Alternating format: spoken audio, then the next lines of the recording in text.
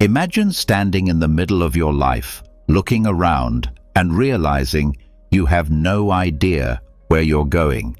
You feel stuck. You feel confused. You feel like everyone else has a plan, except you.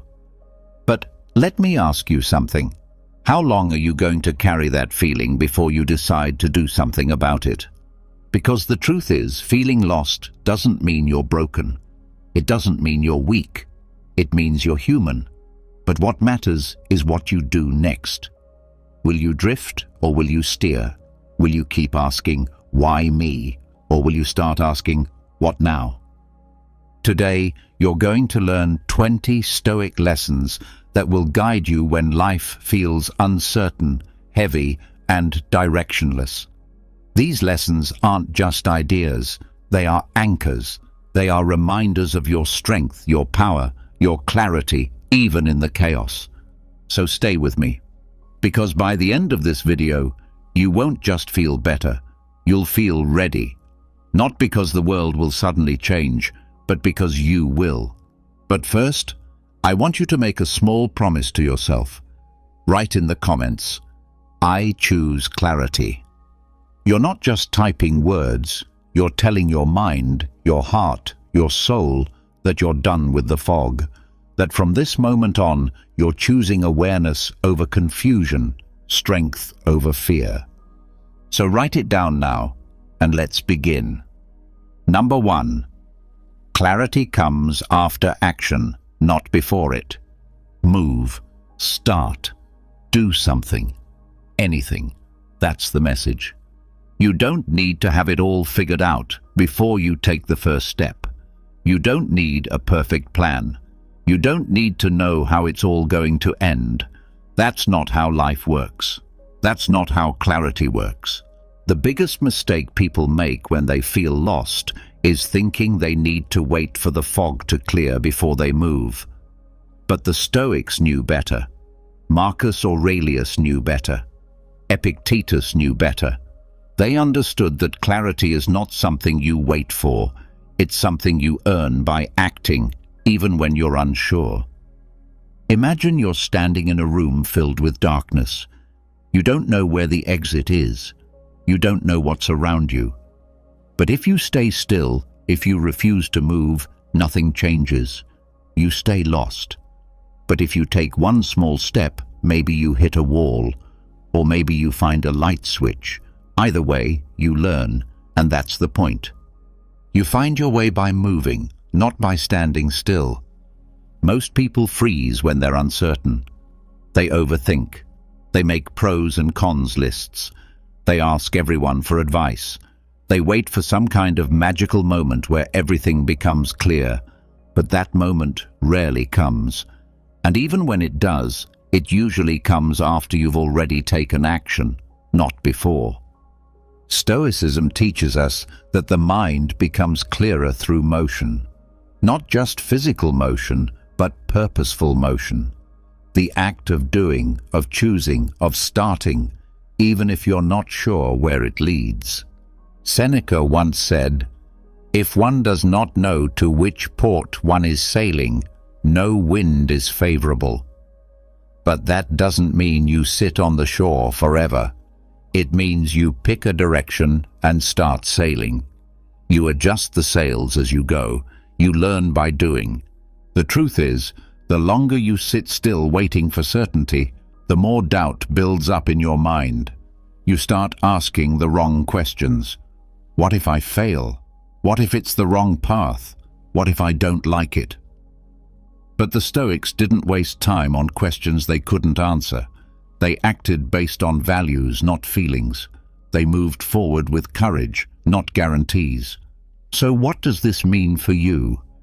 It means that if you feel lost right now, you don't need a 10-step plan to fix your life. You need one step, just one. A small, honest step in a direction that feels slightly better than where you are now. That's it. Don't underestimate the power of one action. Reading one page, making one call, going on one walk, saying no to one distraction. These are the sparks that light the fire. These are the seeds that grow into clarity. When Marcus Aurelius felt overwhelmed by the weight of the Roman Empire, he didn't say, "I need a perfect solution." He asked, "What is the right thing to do right now?" He focused on the next action, the next choice, the next moment, and from that habit came wisdom, clarity, and peace. So if you're waiting for certainty before you begin, stop. You won't think your way into clarity. You won't overanalyze your way into purpose. You have to act your way into it. Start small. Start now. Start where you are. And remember this: clarity is not a gift. It's a reward. It comes after you begin, not before. So don't sit in your confusion. Don't drown in questions. Stand up. Do something. Anything. Take one real step forward, and then take another. Because once you move, the fog will begin to lift, and with each step, the path will reveal itself. Clarity comes after action, not before it. Number 2, you are not obligated to have an opinion. You don't have to respond. You don't have to explain. You don't have to jump into every conversation, every argument, every debate. Just because someone says something doesn't mean you need to say something back. Just because a topic is loud, trending, or dramatic doesn't mean it deserves space in your mind. The Stoics knew this well. Epictetus said, "We are not disturbed by things, but by the views we take of things." And most of those views? Unnecessary. Opinions we weren't forced to have. Thoughts we chose to carry. Reactions we never questioned. That's where so much of your anxiety comes from. Not reality, but your opinion about reality. You are not weak for staying silent. You are not avoiding life by not picking a side. In fact, choosing not to form an opinion on something that doesn't concern your character, your duty, or your values, that is strength, that is control, that is wisdom. Look around. Everyone wants to be heard. Everyone wants to argue. Everyone wants to prove a point. But the Stoic doesn't chase noise. They protect peace. You were not put on this earth to weigh in on everything. You were not created to be a judge of every event, every headline, every decision made by others. That's not your job. That's not your purpose. That's distraction. That's ego. And that's a trap. Marcus Aurelius, Emperor of Rome, led one of the largest empires in history. But even he, with all the power in the world, reminded himself, "You always have the option of having no opinion." Think about that. Even with armies under his command, with advisors whispering in his ear, with endless conflict and pressure, he still chose silence when silence served him better. Ask yourself, how many of your thoughts are truly yours? How many are borrowed from the internet, from media, from friends, from strangers you've never met? How much time do you waste reacting to things that have nothing to do with your values or your growth? Here's what the Stoic does. They observe, they reflect, they measure their words carefully, and often they say nothing. Not because they have nothing to say, but because what they don't say is more powerful than what they could. Let others argue. Let others shout. You hold your ground. You choose stillness. You choose clarity. You choose to focus on your own mind, your own habits, your own choices. You don't have to reply to every message. You don't have to comment on every topic. You don't have to carry opinions like heavy stones in your pocket. You can set them down. You can choose to say, "I don't know," or "That's not mine to carry." That choice is power. That's what the Stoics called ataraxia, peace of mind. And peace of mind doesn't come from knowing everything. It comes from knowing what to ignore. So when the world tries to pull your attention, when people demand your stance, When your mind itches to react, pause, breathe. Ask yourself, is this worth my energy? Does this help me become who I want to be? Or is this just noise? Most of the time, you'll find that silence serves you better. Remember this, you are not a machine built to respond. You are a mind built to choose, and you have the right, the freedom, to choose no opinion at all. That's not avoidance. That's wisdom. That's discipline. That's peace. Number 3, not every duty is your duty. You are not here to carry the weight of the world.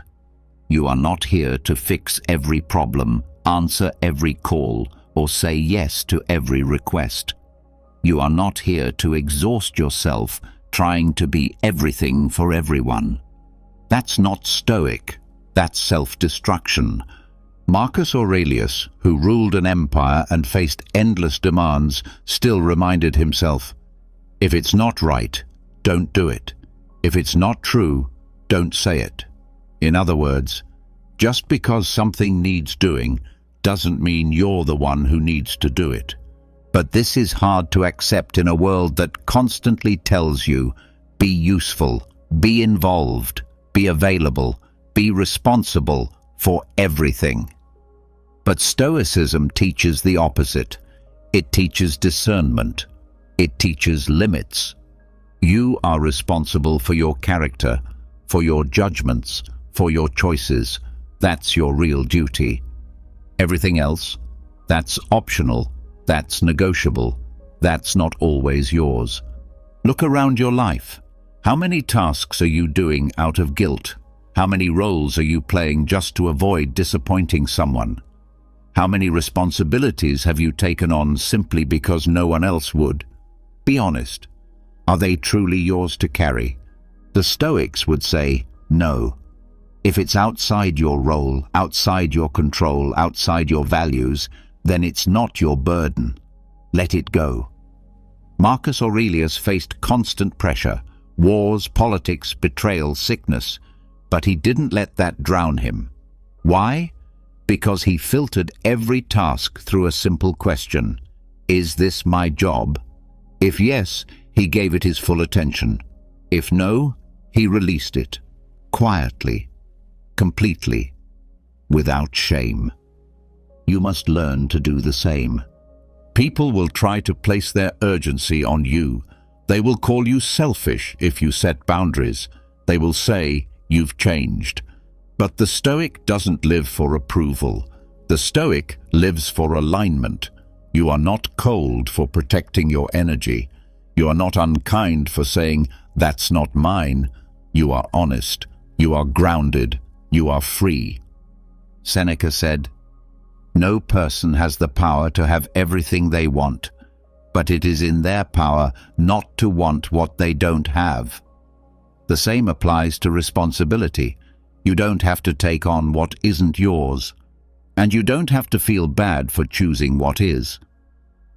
Let go of the idea that you're lazy for resting. Let go of the need to prove your worth through overwork. Let go of the belief that you must solve everything for everyone. Ask yourself, is this truly my role? Is this aligned with who I want to become? Or am I just reacting? You were not born to be burned out. You were born to live with reason, with direction, with focus. And you can't do that if your time, energy, and mind are scattered across 1,000 false duties. So stop, breathe, return to yourself. You're allowed to step back. You're allowed to say no. You're allowed to protect your space. Not out of laziness, out of wisdom. Because not every duty is your duty. And knowing that, that's how you stay light in a heavy world. Number 4. Your emotions are data, not commands. You feel something, anger, fear, sadness, frustration, and it hits you like a wave, fast, strong, sometimes without warning. Your heart races, your thoughts get loud, and your first instinct? Act on it, respond, say something, do something, change something. But hold on. The Stoics knew this feeling well. They felt the same emotions. They were human, but they didn't let emotions steer the ship. Because to the Stoic, emotions are not the problem. It's what you do with them that matters. Your emotions are signals. They are messengers. They give you information about how you're experiencing the world in that moment. But they are not your master. They don't give orders. They don't decide your actions. You do. Epictetus said it best. It's not things that disturb us, but our interpretation of them. And your interpretations are often colored by emotion. That's why the Stoic pauses before reacting, not to suppress feelings, but to study them. Imagine your emotions as visitors.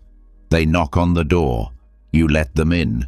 You listen to what they have to say, but you don't hand over the keys to your house. You don't let them take control. You remain the host. You see, feelings aren't facts, and they certainly aren't fate. Just because you feel afraid doesn't mean you're in danger. Just because you feel angry doesn't mean someone wronged you. Just because you feel sad doesn't mean your life is broken. The Stoics trained themselves to ask, is this feeling useful? Is it true? Is it leading me toward virtue or away from it? Marcus Aurelius, facing betrayal, disease, war, and personal grief, wrote in his journal, not to vent, but to reflect. He wrote, "You have power over your mind, not outside events. Realize this, and you will find strength. That strength starts when you stop obeying every emotional impulse. You're allowed to feel. That's human. But you are not obligated to act on every feeling the moment it arises. Someone criticizes you, your pride flares up. You want to snap back, pause, feel it, then choose. Is this a battle worth fighting? You see a failure in your work. You feel shame, doubt. You want to quit. Pause, feel it. Then ask, what can I learn from this? You feel overwhelmed, like you're falling behind. The urge is to panic, to rush, but the Stoic breathes. The Stoic observes. The Stoic returns to the present. Feelings come and go. They rise and fall like waves. But your character, that's the anchor. That's what holds you steady.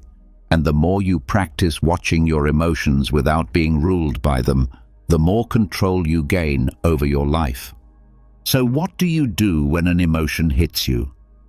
You don't fight it. You don't follow it. You witness it. You say, "Ah, I see you. I feel you. But I will choose what comes next." This is not coldness. This is power. Emotional mastery is not the absence of feeling. It's the ability to feel deeply, without being driven blindly. So next time a wave of emotion rises, don't drown in it. Stand still, let it pass. And remember, your emotions are data, not commands. Let them inform you, but never let them control you. Number 5. Peace often begins with subtraction. We always think we need more habits, more goals, more answers, more books, more productivity hacks, more tools, more success, more people, more everything. But the Stoics saw the truth. Most of life is not about adding, it's about removing. Seneca, the Roman philosopher, said, "It is not the man who has too little, but the man who craves more, who is poor."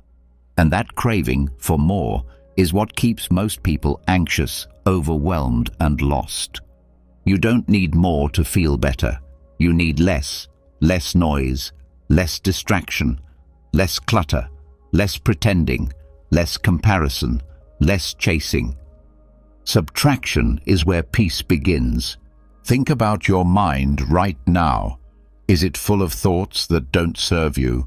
Regrets you can't change, worries you can't control, expectations that aren't even yours.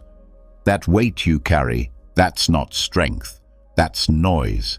And stoicism is about silence, stillness, focus. You don't find peace by doing more, you find peace by letting go. Let go of needing to impress everyone. Let go of proving yourself every day. Let go of the belief that your value comes from what you produce or how busy you are. That's not peace. That's slavery. Start small. Look at your day. What can you subtract? One task that doesn't matter. One toxic voice you keep listening to. One habit that wastes your time. One thought that drains your spirit. One app, one tab, one pressure, one lie. Remove one thing, just one. You'll feel the shift. Marcus Aurelius wrote, "If you seek tranquility, do less, or more accurately, do what's essential, and in the essential, do it well." In other words, it's not just about doing less, it's about doing less of what doesn't matter, so you can do more of what does. This is not about laziness, it's about discipline. The discipline to say no, to walk away, to simplify, to stop letting the world dump its chaos into your life.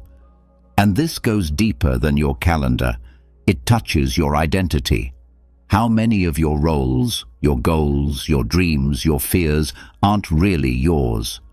How many were handed to you by society, family, culture, fear? Let them go, because peace isn't something you chase. It's something that rises up when the clutter falls away. When you subtract what's false, what's unnecessary, what's shallow, you make room for what's real, for what's clear, for what actually matters. Seneca lived simply. He had wealth, but he trained himself to sleep on the floor, to eat plain food, to feel the strength of not needing. He practiced subtraction daily, and in that practice, he found freedom.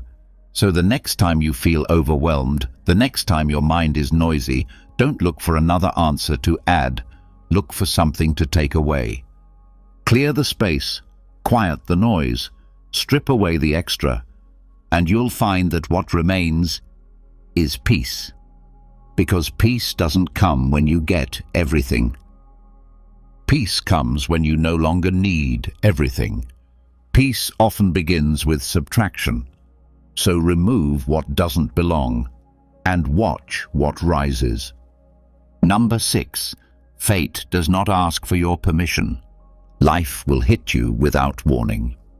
One day you wake up and everything is fine.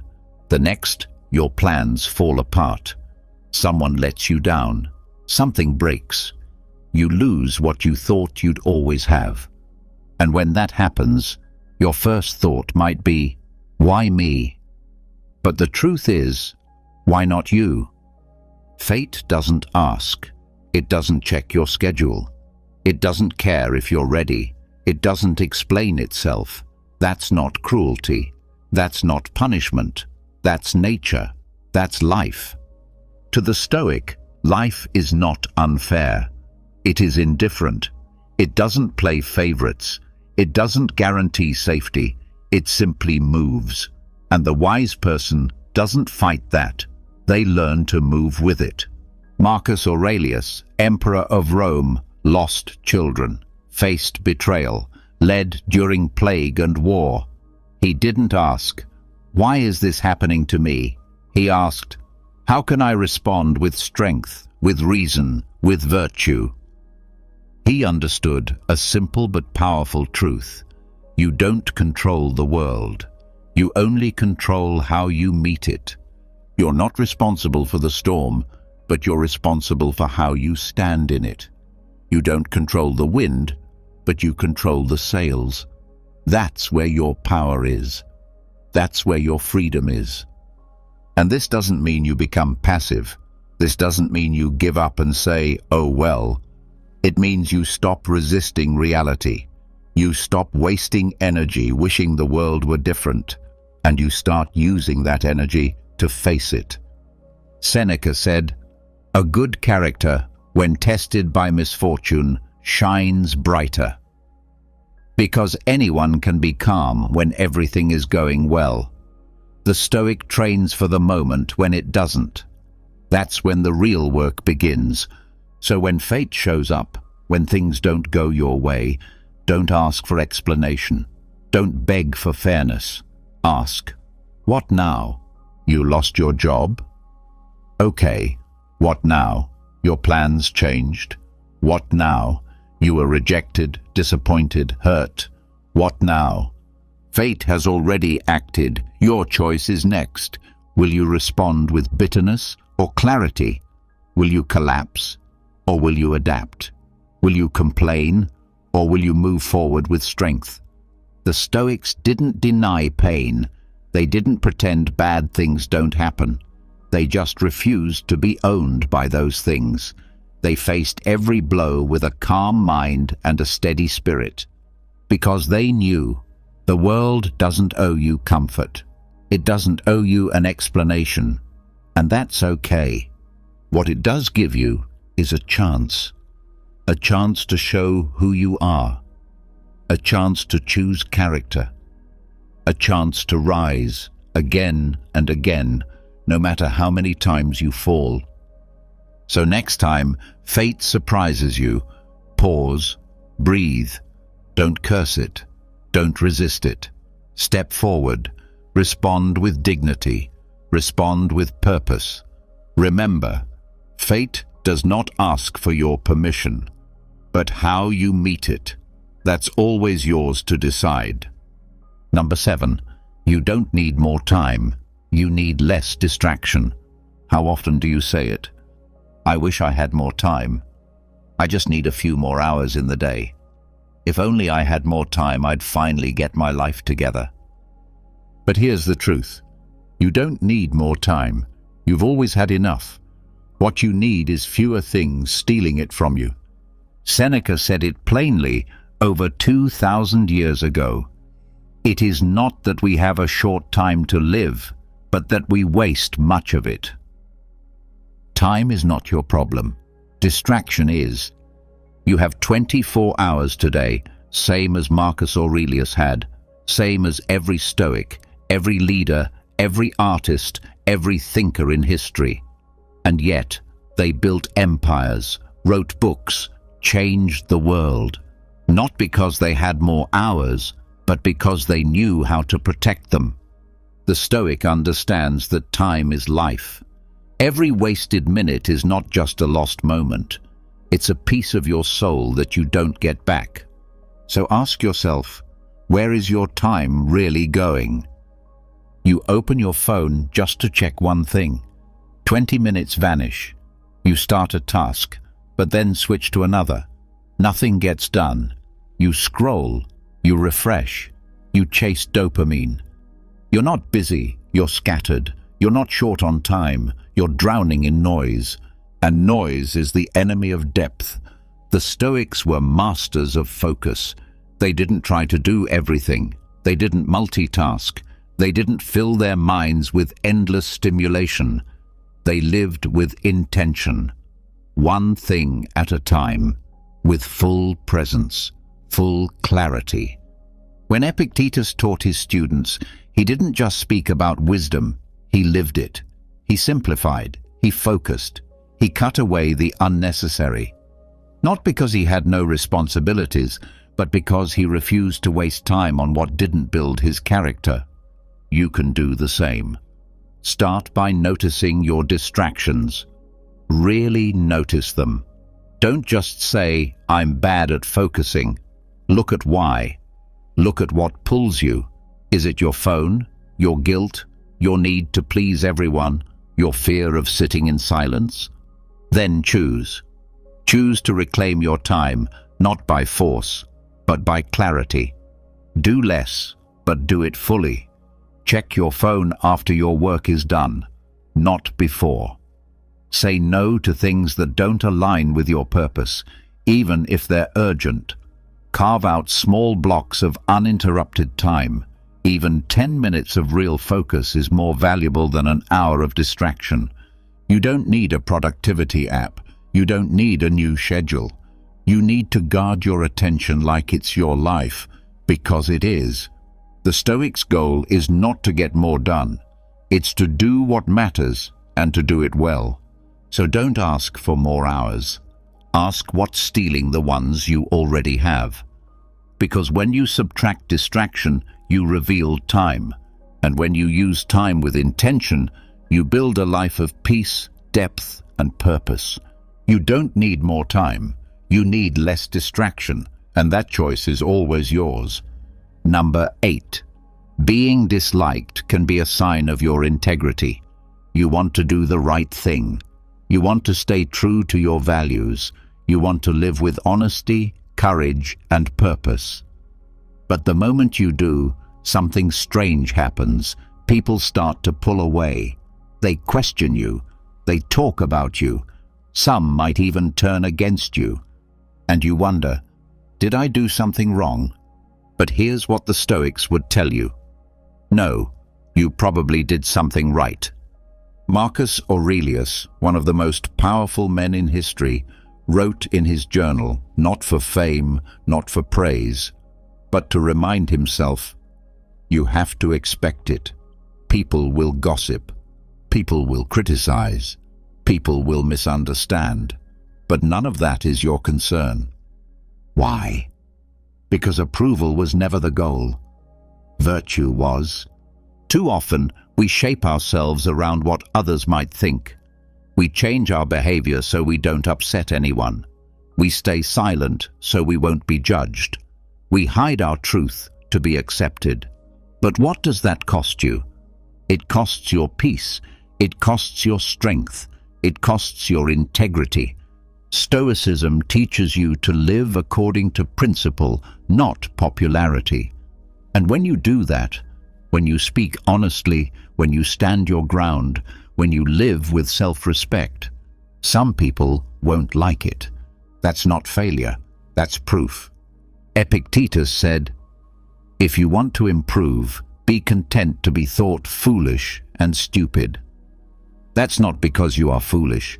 It's because people don't always understand integrity, especially when it challenges them, especially when it makes them uncomfortable. Sometimes your silence will offend people. Sometimes your boundaries will upset them. Sometimes your peace will disturb their chaos. That's okay. You weren't put here to please everyone. You weren't born to blend in. You're here to live by your values, to become the strongest, most grounded version of yourself. That path is not always liked, but it is always worth it.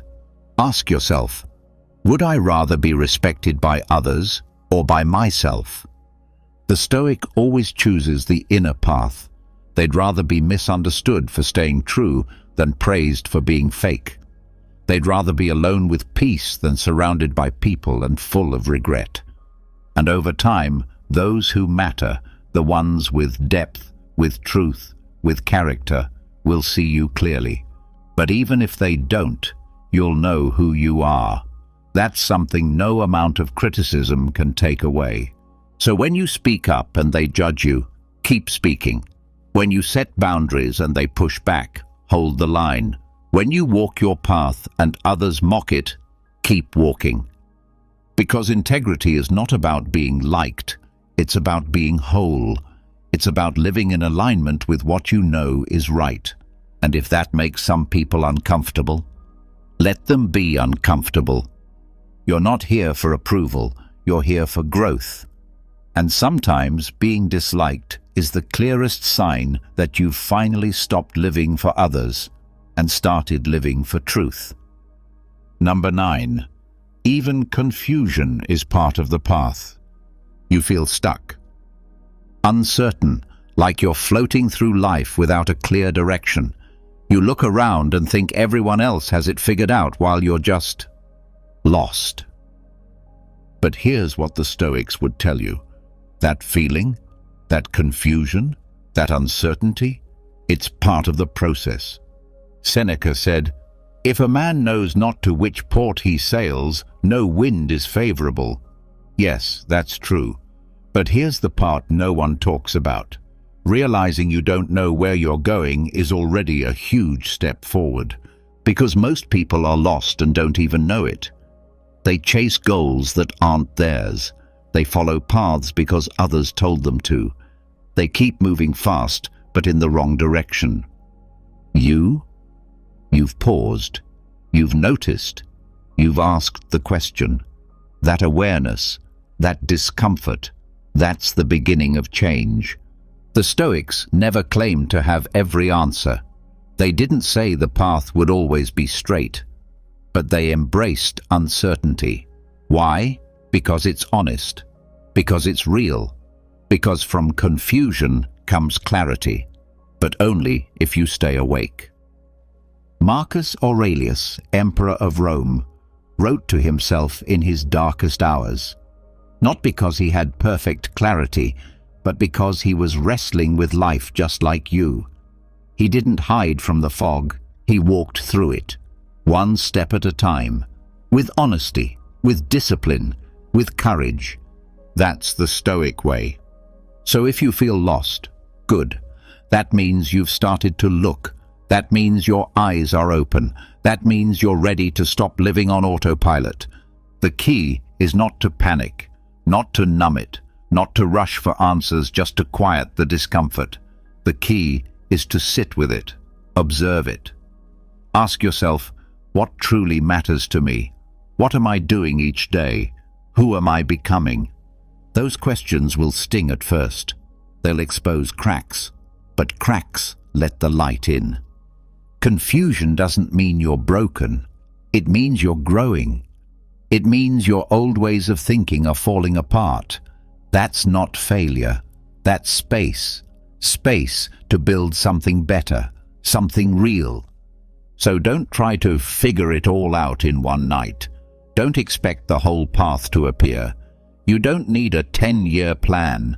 You just need your next step. Write something, reflect, learn, take a walk, let go of what no longer fits. Do one thing, small, honest, imperfect. That's how direction is built, not by waiting for the perfect map, but by moving through the fog with your eyes open. And yes, you'll make mistakes. You'll take wrong turns. But the Stoic doesn't fear that, because every wrong turn brings a lesson. Every step teaches you something. Every moment of doubt is a doorway to understanding, if you don't run from it. So when you feel lost, don't collapse. Don't retreat. Stand up, breathe, and remind yourself, even confusion is part of the path. Not knowing everything is not weakness. It's the beginning of wisdom. You're not behind. You're exactly where you need to be, awake, aware, and ready to grow. And that's progress. That's the path. Number 10. Your story is not unique, and that's a blessing. You feel like no one understands, like you're walking through something no one else has ever faced. You feel isolated, confused, overwhelmed. Maybe you've told yourself, no one gets it. No one would understand what I'm going through. But here's the truth. They would. Because someone already has. The Stoics knew this, that no matter how personal your pain feels, no matter how new your problem seems, it's not. It has all been lived before, in different times, with different names, through different faces. But the core, the struggle, it's the same. You are not the first person to feel lost. You are not the first person to feel broken. You are not the first person to feel like giving up. And that's not meant to make you feel small, it's meant to make you feel less alone. Marcus Aurelius wrote in his journal, "Whatever happens to you has happened before. It is happening now to others. It will happen again." He didn't say that to dismiss pain. He said it to remind himself, this is part of the human experience. And because others have walked this path before you, It means there is wisdom waiting. There are answers. There is perspective. You are not lost in the dark with no map. The people who came before you, they left the light on. That's what Stoicism is. A record of survival, a playbook for resilience, a voice from the past saying, "I've been where you are, and here's how I made it through." Read the words of Seneca when you feel overwhelmed. He battled illness, exile, betrayal. He wrote letters not just for friends, but for you. Letters to guide someone he would never meet. Read Marcus when you feel small. He ruled an empire but struggled with stress, fatigue, and fear. He wrote to himself, reminding his own heart to stay strong. Read Epictetus when you feel powerless. He was born a slave. He had nothing. But he trained his mind like a soldier, and he taught others to do the same. Your story is not unique, and that's not shameful. That's hopeful. It means you belong to a long, unbroken chain of humans who have fallen and risen again. It means others have stared into the same darkness and found a way forward. So when you feel like your pain is too big, like your confusion is too deep, like your story is too complicated, pause. Look back. Reach for the words of those who lived before you. You'll find pieces of yourself in their pages, and you'll realize something powerful. You're not the only one. You've never been the only one. What hurt you has hurt others. What challenges you has shaped others. What nearly broke you has built others. And if they made it through, so can you. You don't need to figure it all out alone. You don't need to pretend your suffering is new. You just need to listen to the past. It's where your future begins, because your story is not unique. And that's the best news you'll hear today. Number 11. Comfort breeds weakness. Discomfort reveals strength. You crave it. Warmth, safety, predictability. Comfort feels good. It feels easy. It feels safe. But here's the truth the Stoics knew. Comfort is a slow poison. The more you seek it, the more it softens you. The more you cling to ease, the more it robs you of your edge, your power, your growth. You weren't built for a life of constant pleasure. You were built for challenge, for tension, for sharpening. And that only comes through discomfort. Seneca didn't just write about this. He lived it. He trained himself to sleep on the floor, to wear rough clothes, to eat plain food. Why? Not because he had to, but because he knew that avoiding pain makes the soul fragile. He said, "Set aside now and then a few days during which you shall be content with the scantiest and cheapest fare, and ask yourself, is this the condition I feared?" Comfort tricks you into thinking you're strong. It makes your world small. You stop taking risks. You stop asking questions. You stop moving forward. Why? Because you've built a cage out of convenience. And once you're trapped in that cage, anything hard feels impossible. But discomfort, that's where you meet your real self. Every Stoic, Marcus Aurelius, Epictetus, Seneca, they all believed this. You don't become stronger by avoiding the fire. You become stronger by stepping into it with purpose. Epictetus was born a slave. His leg was broken by his master. He lived with pain every day, but he didn't let that destroy him.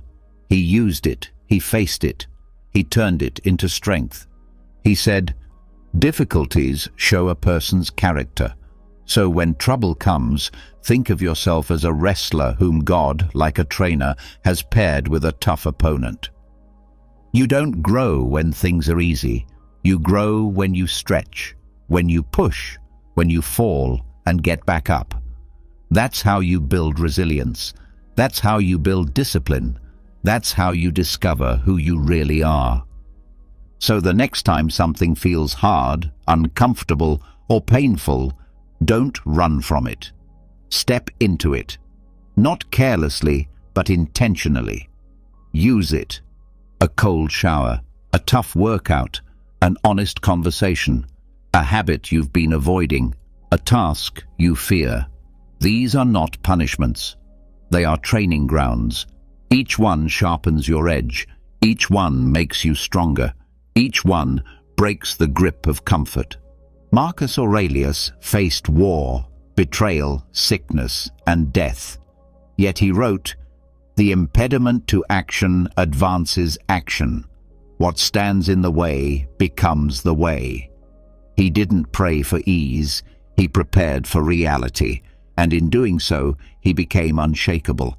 That's the path you must choose, not the easy one, but the real one.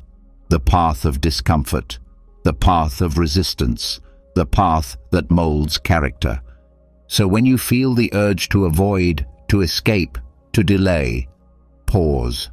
Ask yourself, is this comfort making me stronger, or is it making me soft? Then choose the harder thing, not to suffer, but to grow. Because the Stoics didn't seek pain, they used it. And so can you. Comfort breeds weakness. Discomfort reveals strength. Face it and sharpen yourself. Number 12. Anger often hides helplessness. You feel the heat rise in your chest. Your jaw tightens. Your voice sharpens. You slam the door. You send the message. You say the words. You feel powerful for a moment. But when the dust settles, when the adrenaline fades, you're left with something else underneath. Not strength, not clarity, not peace. You're left with helplessness. The Stoics understood this. They never saw anger as strength. They saw it as a mask, a surface emotion covering something much more raw: powerlessness, pain, fear, disappointment. Seneca, who wrote an entire essay called On Anger, warned, "No plague has cost the human race more." He wasn't talking about sickness. He was talking about unexamined emotion, anger that goes unchecked, unchallenged, ununderstood. And yet today, anger is glorified. It's mistaken for leadership, for confidence, for toughness. But in Stoicism, anger is not a sign of control, it's a sign you've lost it. The Stoic doesn't ignore anger. They don't suppress it. They study it. They ask, where is this coming from? What is this feeling trying to tell me? What am I avoiding? Because more often than not, anger is your mind's way of saying, I feel out of control and I don't know what to do about it. You're angry at someone's words, but deep down it's because they made you feel small. You're angry at a mistake, but it's because you feel like you're failing. You're angry at life, but it's because you feel lost and no one's coming to fix it. Epictetus said, "When you are offended at any man's fault, turn to yourself and study your own failings. Then you will forget your anger." Not because you're excusing what happened, but because anger turned inward becomes insight, and insight leads to power. So what should you do when you feel that fire rising? Pause. Breathe. Don't obey it. Observe it.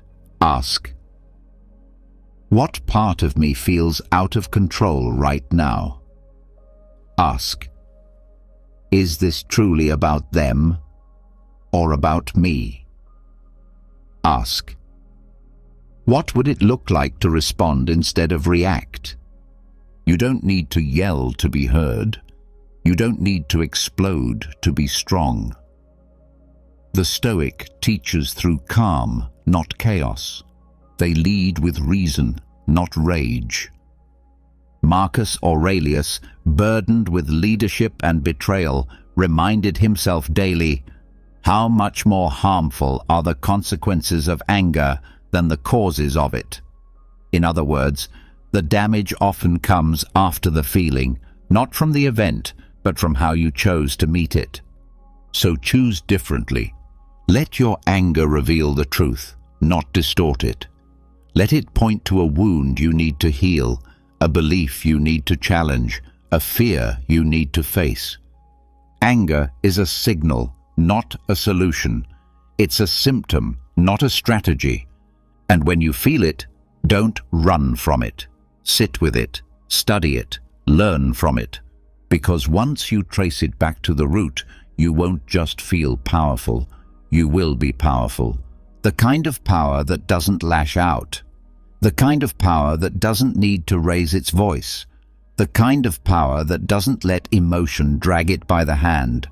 Remember, anger often hides helplessness, and the Stoic doesn't get lost in the noise. They listen, they learn, and then they act with clarity. Number 13. Impressions lie.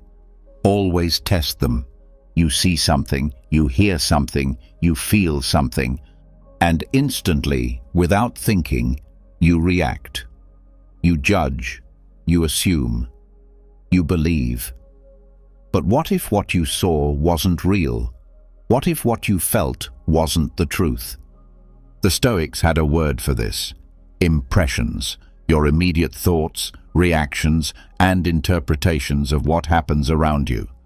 Epictetus warned, don't be swept away by the appearance of things. Because that's what impressions are. Appearances, not facts, not reality, just first drafts. And first drafts often lie. The moment something happens, your mind rushes in to label it. This is bad, this is unfair, this is personal, this is urgent. But most of the time, it's none of those things. It only feels that way because you didn't pause long enough to test it. The Stoic doesn't accept every impression. They challenge it. You get an angry message? Your first impression says, they hate me, I failed. But is that true? Or did you just assume? You hear silence from someone. Your impression says, they're ignoring me. But maybe they're just busy. Maybe it's not about you at all. You face a setback? The impression screams, I'm doomed. Everything is falling apart. But maybe it's a lesson, a redirection, a necessary pain. Epictetus taught his students to ask 3 questions the moment an impression appeared. Is this true? Is this useful? Is this endurable? Truth, utility, endurance. If your impression doesn't pass all 3, it doesn't deserve your belief. Because believing every thought that enters your mind is like handing your life to a stranger. You lose control. You react instead of respond. You spiral instead of stand. Marcus Aurelius, in his darkest moments, reminded himself, you have the power to strip away many superfluous troubles, for they exist only in your mind. And it's true. Most of your suffering doesn't come from the world. It comes from what you tell yourself about the world. So how do you take control? You pause. You breathe. You hold the impression at arm's length. You say, wait. Let me look at this. You become the observer, not the victim. The thinker, not the reactor. You don't ignore the impression. You examine it. You test it. You challenge it. And only then, if it earns your trust, do you accept it.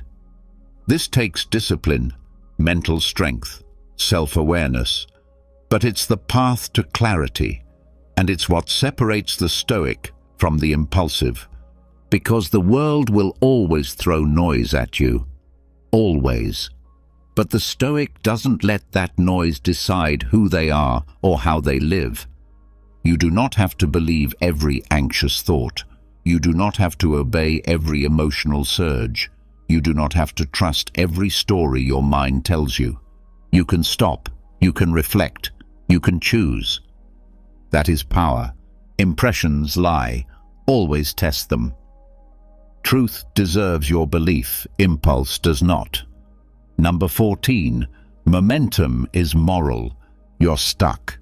You're thinking, planning, waiting, overanalyzing, You want to make the right move, the perfect one. But while you're standing still, life keeps moving. Opportunities pass. Growth stalls. And inside, something begins to rot, not from failure, but from inaction. The Stoics understood this deeply. Virtue isn't just about what you think, it's about what you do. And what you do, even if imperfect, is worth more than all the flawless plans that never leave your mind. Momentum is moral. Why? Because the person who acts, who steps forward, who risks, who moves, is engaging with life. They're showing courage, discipline, will. These are the traits the Stoics built their philosophy around. Epictetus didn't talk about becoming great through constant planning. He said, "Don't explain your philosophy, embody it." That means don't just talk, live it. Don't just think, move. Don't wait to feel ready. Just begin. Because waiting for the perfect moment, that's a trap. Perfectionism is often fear in disguise. You say, "I'm just being careful," but what you're really saying is, "I'm afraid of being wrong. I'm afraid of wasting time. I'm afraid of failing." But standing still is wasting time. Doing nothing is failing. Slowly. Marcus Aurelius, faced with war, betrayal, and uncertainty, didn't freeze. He didn't say, "Let's hold off until I'm absolutely sure." He acted calmly, decisively, in alignment with reason. Even when the outcome wasn't guaranteed. Even when the path wasn't clear. Because in Stoicism, motion is strength. It builds momentum. It builds courage. It builds virtue. You don't need to leap. You don't need to transform your life overnight. You just need to take the next right step, and then the next one, and then the next. That's how confidence is built, not in the mind, but in movement. And here's the truth. Motion clarifies. When you act, you learn. When you wait, you guess. So write the thing, make the call, start the habit. Even if it's messy, even if it's awkward, even if you don't know exactly where it's leading. The Stoic doesn't waste time on the illusion of certainty. They move with intention, even if it's small. Seneca wrote, "While we are postponing, life speeds by." He didn't say to rush. He said to begin, to start walking. Because once you're in motion, the path starts to reveal itself. There's honor in action. There's dignity in trying. There's strength in showing up when it's easier to stay frozen. Don't wait until you feel brave. Action is how you become brave. And don't tell yourself the lie that you're just not ready. You become ready by doing. So whatever you've been hesitating on, whatever you've been holding off for the right time, this is your sign. Start, move, try. You don't need to be perfect. You just need to begin. Momentum is moral, and action, however small, is always greater than endless delay. Number 15. Don't just admire virtue, practice it. You read the quotes, you highlight the pages, you nod your head and say, "Yes, that's powerful." But then what? You go back to your habits. You scroll. You avoid. You react. You forget. You admire virtue like it's a statue in a museum. Beautiful, distant, untouchable. But Stoicism is not a philosophy to admire. It is a code to live, especially when it's hard, especially when no one is watching. Marcus Aurelius didn't write meditations to impress anyone. He didn't post his thoughts for likes. He wrote to remind himself how to be better, because he knew reading about virtue means nothing if you don't practice it. You say you value courage, but when fear shows up, do you run? You say you value discipline, But do you stay consistent when no one's checking? You say you value honesty, but do you twist the truth when it's convenient?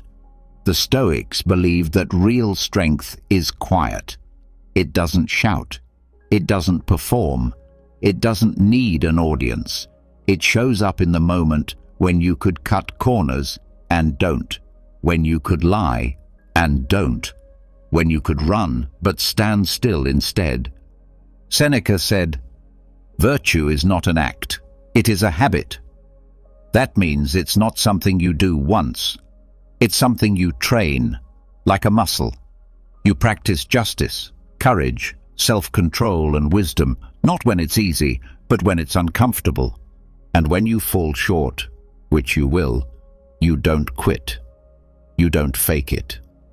You return to the work, every day, every hour, because virtue isn't something you have.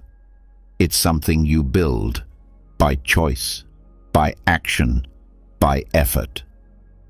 The Stoic doesn't care about looking good. They care about being good. They don't need praise. They don't need to be noticed. They train in silence. They act in alignment. They live in truth. So, if you admire Stoicism, good. But admiration isn't enough. Practice is what transforms you. Start small. Tell the truth when it's awkward. Keep your promise when no one's watching. Say no to the easy path when the right one is harder. Pause before reacting. Speak with purpose. Live with aim. Not because it makes you look stoic, but because it makes you free. So when the moment comes, not in theory, not in books, but in life, will you admire Stoicism or embody it? The choice is yours. And the world doesn't need more people quoting wisdom. It needs more people living it. Don't just admire virtue, practice it. And let your actions speak what your words cannot. Number 16. Your future is formed in how you handle boring days. Not every day will test your strength.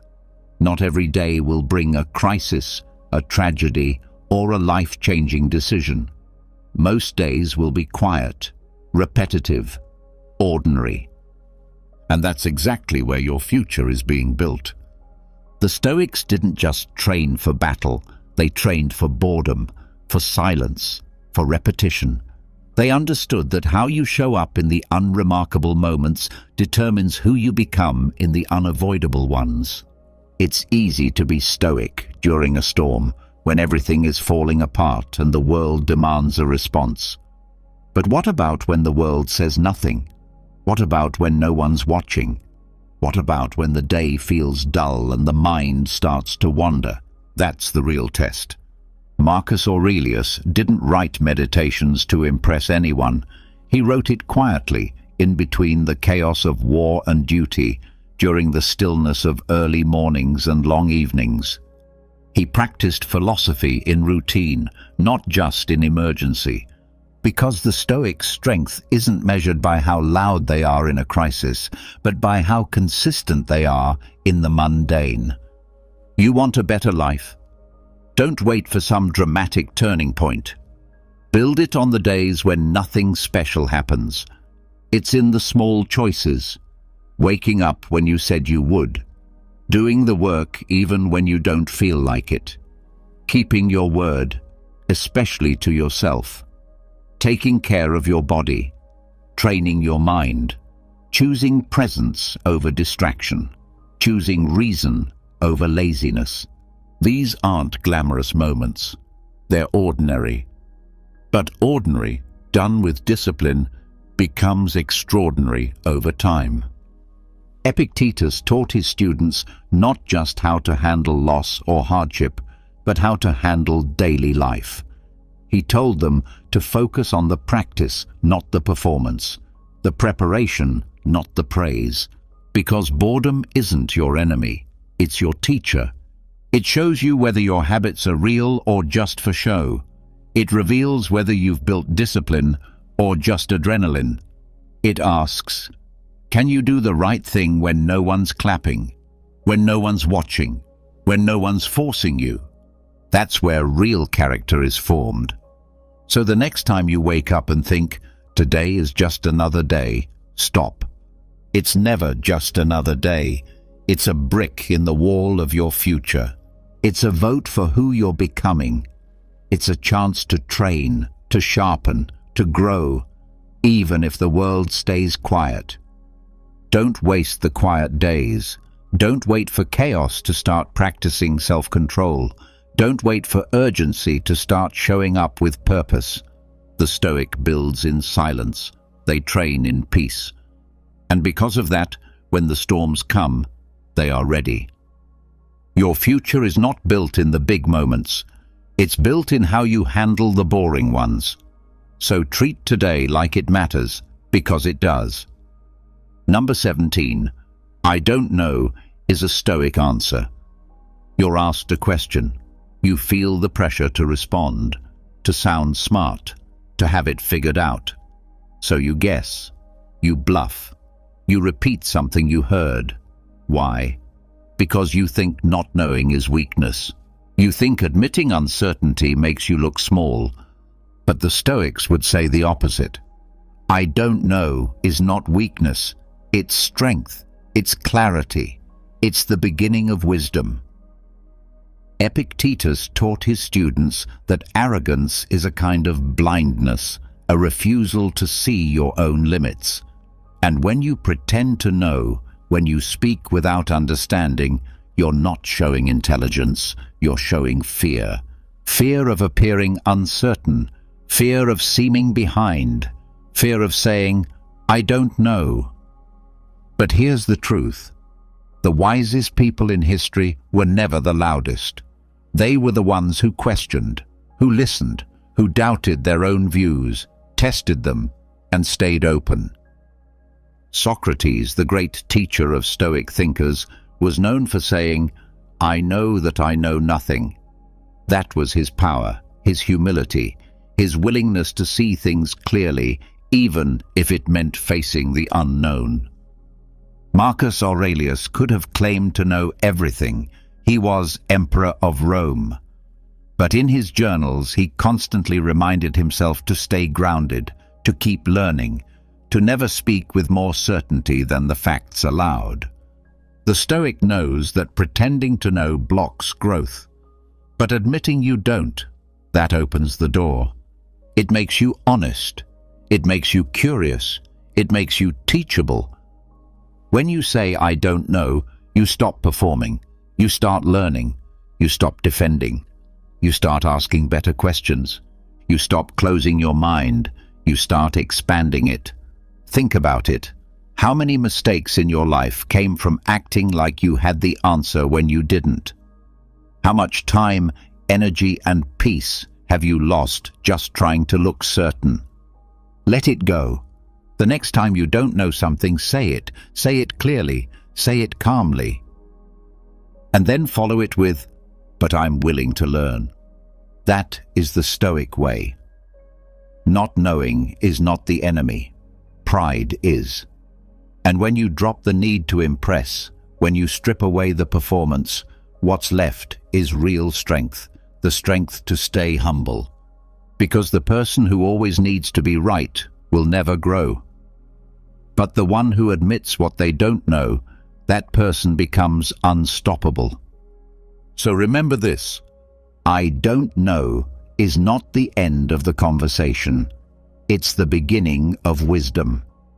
Say it without shame. Say it without fear. Because only the humble can ever become truly wise. Number 18. Let others chase pleasure. You chase alignment. Everyone around you is chasing something. Pleasure, excitement, comfort, more. They want to feel good all the time, to avoid pain, to stay distracted, to be entertained. And most of them will call that happiness. But the Stoic doesn't chase feelings. The Stoic chases alignment, not with the world's opinion, not with momentary emotions, but with virtue, with duty, with who they were meant to be. The world says, do what feels good. The Stoic says, do what's right. Because feelings pass, pleasure fades, but alignment lasts. It builds something inside you that can't be shaken. Epictetus said it clearly. Freedom is the only worthy goal in life. Only the disciplined man is free. And that discipline of thought, of action, of purpose is what brings true peace. Not fake happiness, not cheap thrills, but harmony with your values, with your role, with the nature of things. You don't control everything. You don't always get what you want, but you can choose to live in a way that's coherent, a way that matches who you claim to be. That's alignment. Marcus Aurelius could have indulged in all the luxuries of being emperor, but he didn't. He lived simply. He worked quietly. He focused on service, not sensation. Because he knew that pleasure is fleeting, but integrity is lasting. Ask yourself, do you feel scattered, always pulled in different directions, always chasing the next thing to make you feel better? That's the cost of living by emotion. Now ask, what if you slowed down? What if you stopped chasing feeling good and started chasing being good? The Stoic doesn't numb themselves. They don't reject joy, but they're not controlled by it. They don't live for approval. They don't live for indulgence. They live to honor the self they are capable of becoming. That's the difference. So let others chase highs. Let them run from discomfort. Let them build lives around pleasure.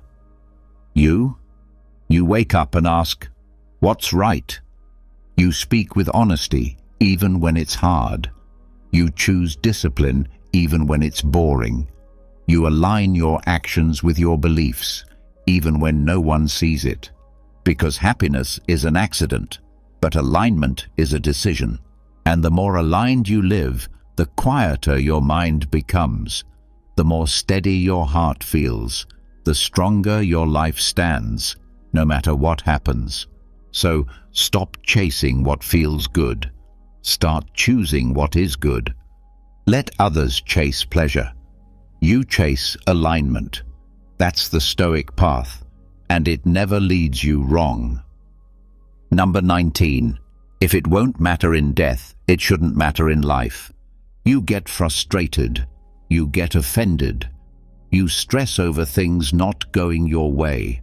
What someone said, what someone didn't say, how you look, what people think, that email, that delay, that mistake.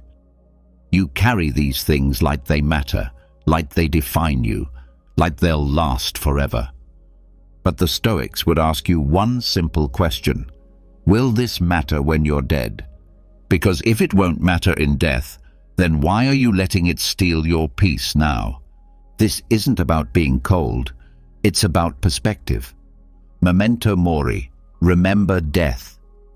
The Stoics didn't dwell on death to be dark or dramatic. They used it to cut through the noise, to filter out the trivial, to remind themselves that time is short, and most of what we stress over is meaningless in the big picture. Seneca said, "Let us prepare our minds as if we'd come to the very end of life. Let us postpone nothing. Let us balance life's books each day." In other words, practice dying daily, not in fear, but in focus. What would still matter if this were your last day? Who would still deserve your time? What problem would still be worth solving? Would you still care about the rude comment, the small failure, the likes, the gossip, the delay? Or would you drop it all and just live? Marcus Aurelius reminded himself often, "You could leave life right now. Let that determine what you do and say and think." That's not meant to scare you, it's meant to wake you up. Most people live like they have forever, so they waste time. They argue over nothing. They chase approval. They delay their dreams. They say, I'll do it later. But later is not promised. Tomorrow is not guaranteed. And once you truly accept that, life becomes lighter. You stop clinging to things that don't matter. You stop carrying burdens that aren't yours. You stop giving energy to things that won't matter 1 year from now, let alone on your deathbed. You start choosing peace over pride, presence over distraction, purpose over performance. When you practice death, you stop fearing it. And when you stop fearing death, you start living on purpose. This is how the Stoics found peace, not by controlling everything, but by realizing how little of it truly matters in the end. So the next time you feel stressed, ask yourself, will this matter when I die? If the answer is no, let it go. If the answer is yes, give it everything you've got. Because this life is short, and what truly matters, your character, your choices, your relationships, your virtue, that's where your energy belongs. The rest, leave it behind.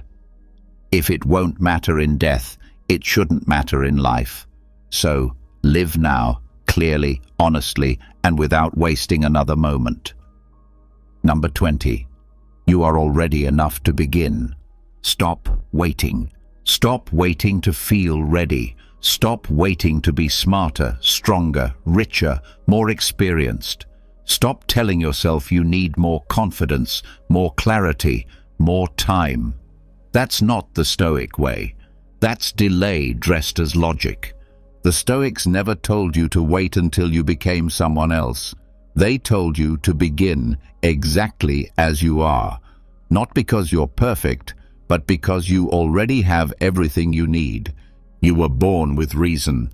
You were born with the ability to choose. You were born with the power to act with virtue. Marcus Aurelius didn't wait to become a great leader before leading. He stepped into each day, each decision, each difficulty, grounded in this truth, that he could act now in alignment with his nature, and that would be enough. You can do the same. Epictetus was born a slave. He didn't say, "Once I'm free, then I'll live wisely." He started where he was. He used what he had. He didn't need the world to change. He changed his own mind. That's the Stoic mindset. You don't need to become some ideal version of yourself before you take action. You don't need to fix your past or figure out your entire future. You just need to return to who you really are beneath the doubt, the fear, the noise. And who is that? Someone capable of reason. Someone capable of choosing what's right. Someone capable of living with courage, discipline, justice, and wisdom. Today. The world will tell you to wait, to polish your image, to earn your worth. But the Stoics, they'd say, live now, act now, begin now. Because becoming begins with doing, not with waiting. So when your mind says, "I'm not ready," respond with, "Am I not human? Do I not have the same faculties as those who came before me? Can I not choose my next thought, my next word, my next move right now?" Of course you can. The truth is, the more you wait to feel enough, the further you drift from your power. The more you delay, the more you doubt. And the more you doubt, the more you hand over control to fear. But when you act, even imperfectly, you remember. You remember who you are. You remember what matters.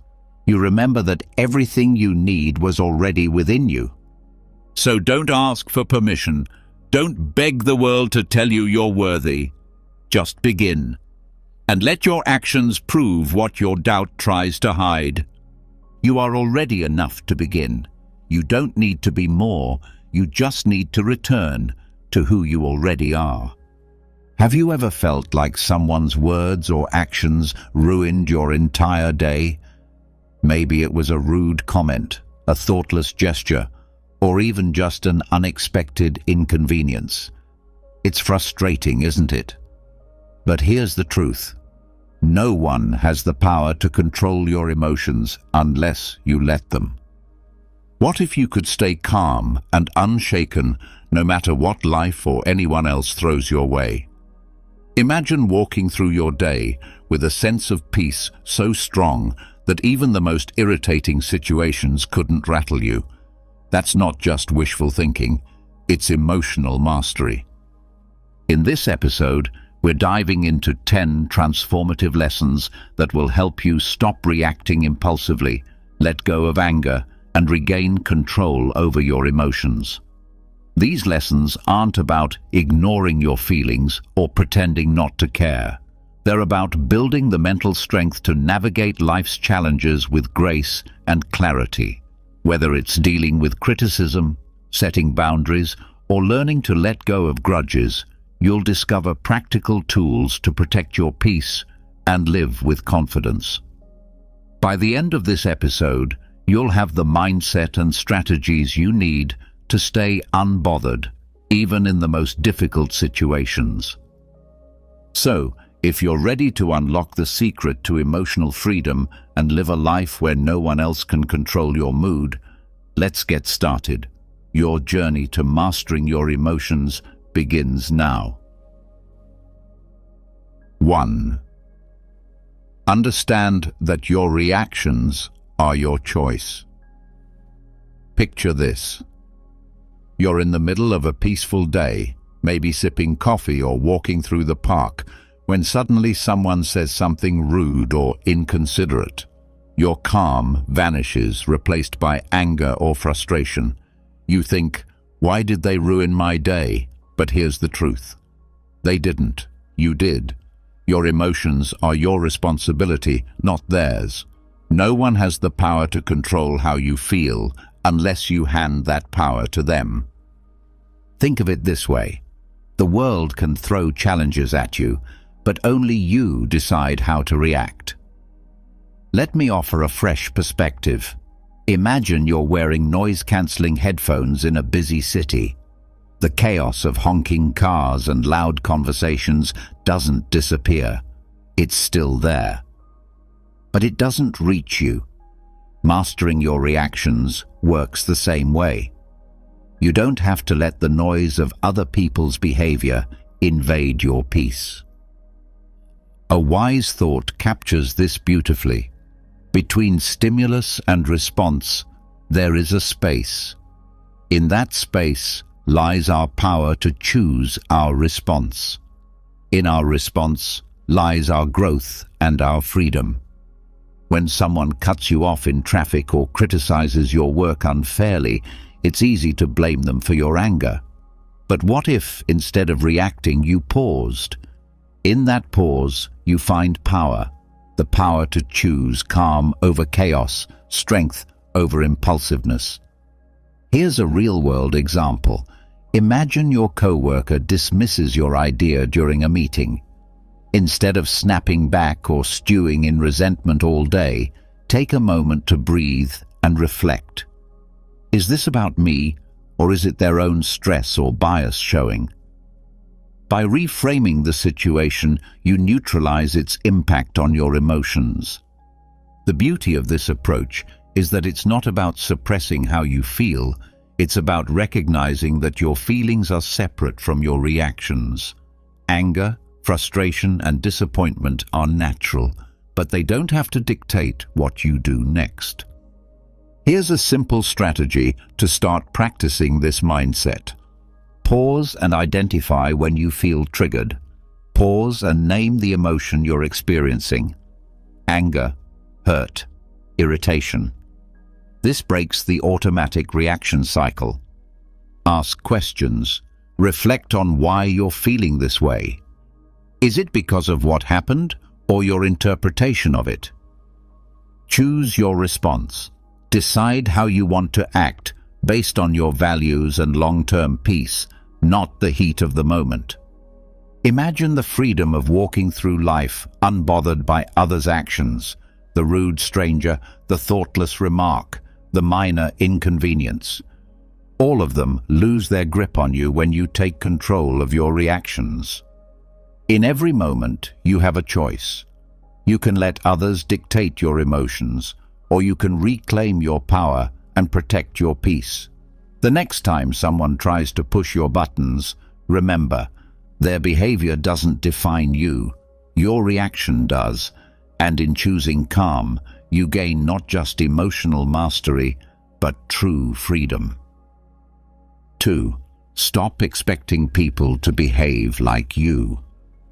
Have you ever been disappointed by someone who, when you find yourself in need, is nowhere to be found? Disappointment washes over you, and you think, how could they be so inconsiderate? I would never treat them this way. Here's the hard truth. People don't operate by your standards or values. They act based on their own. Expecting others to think, behave, or respond the way you would is like trying to control the weather. It's impossible and only leads to frustration. Think of it this way. Each person is walking their own path, shaped by their experiences, beliefs, and priorities. When someone does something that annoys or hurts you, it's often not a reflection of you, it's a reflection of them. Trying to change or control their behavior only leaves you feeling powerless. Instead of focusing on how others should act, focus on accepting them as they are. Let me give you an example. Imagine a coworker who constantly interrupts during meetings. Instead of seething with frustration or trying to teach them a lesson, recognize that their habit has nothing to do with you. By letting go of the expectation that they'll change, you free yourself from unnecessary emotional turmoil. A wise thought sums this up perfectly. Expectations are the root of all suffering. The less you expect others to behave in a certain way, the more you protect your peace. Here's a practical exercise to help you let go of these expectations. Acknowledge your assumptions.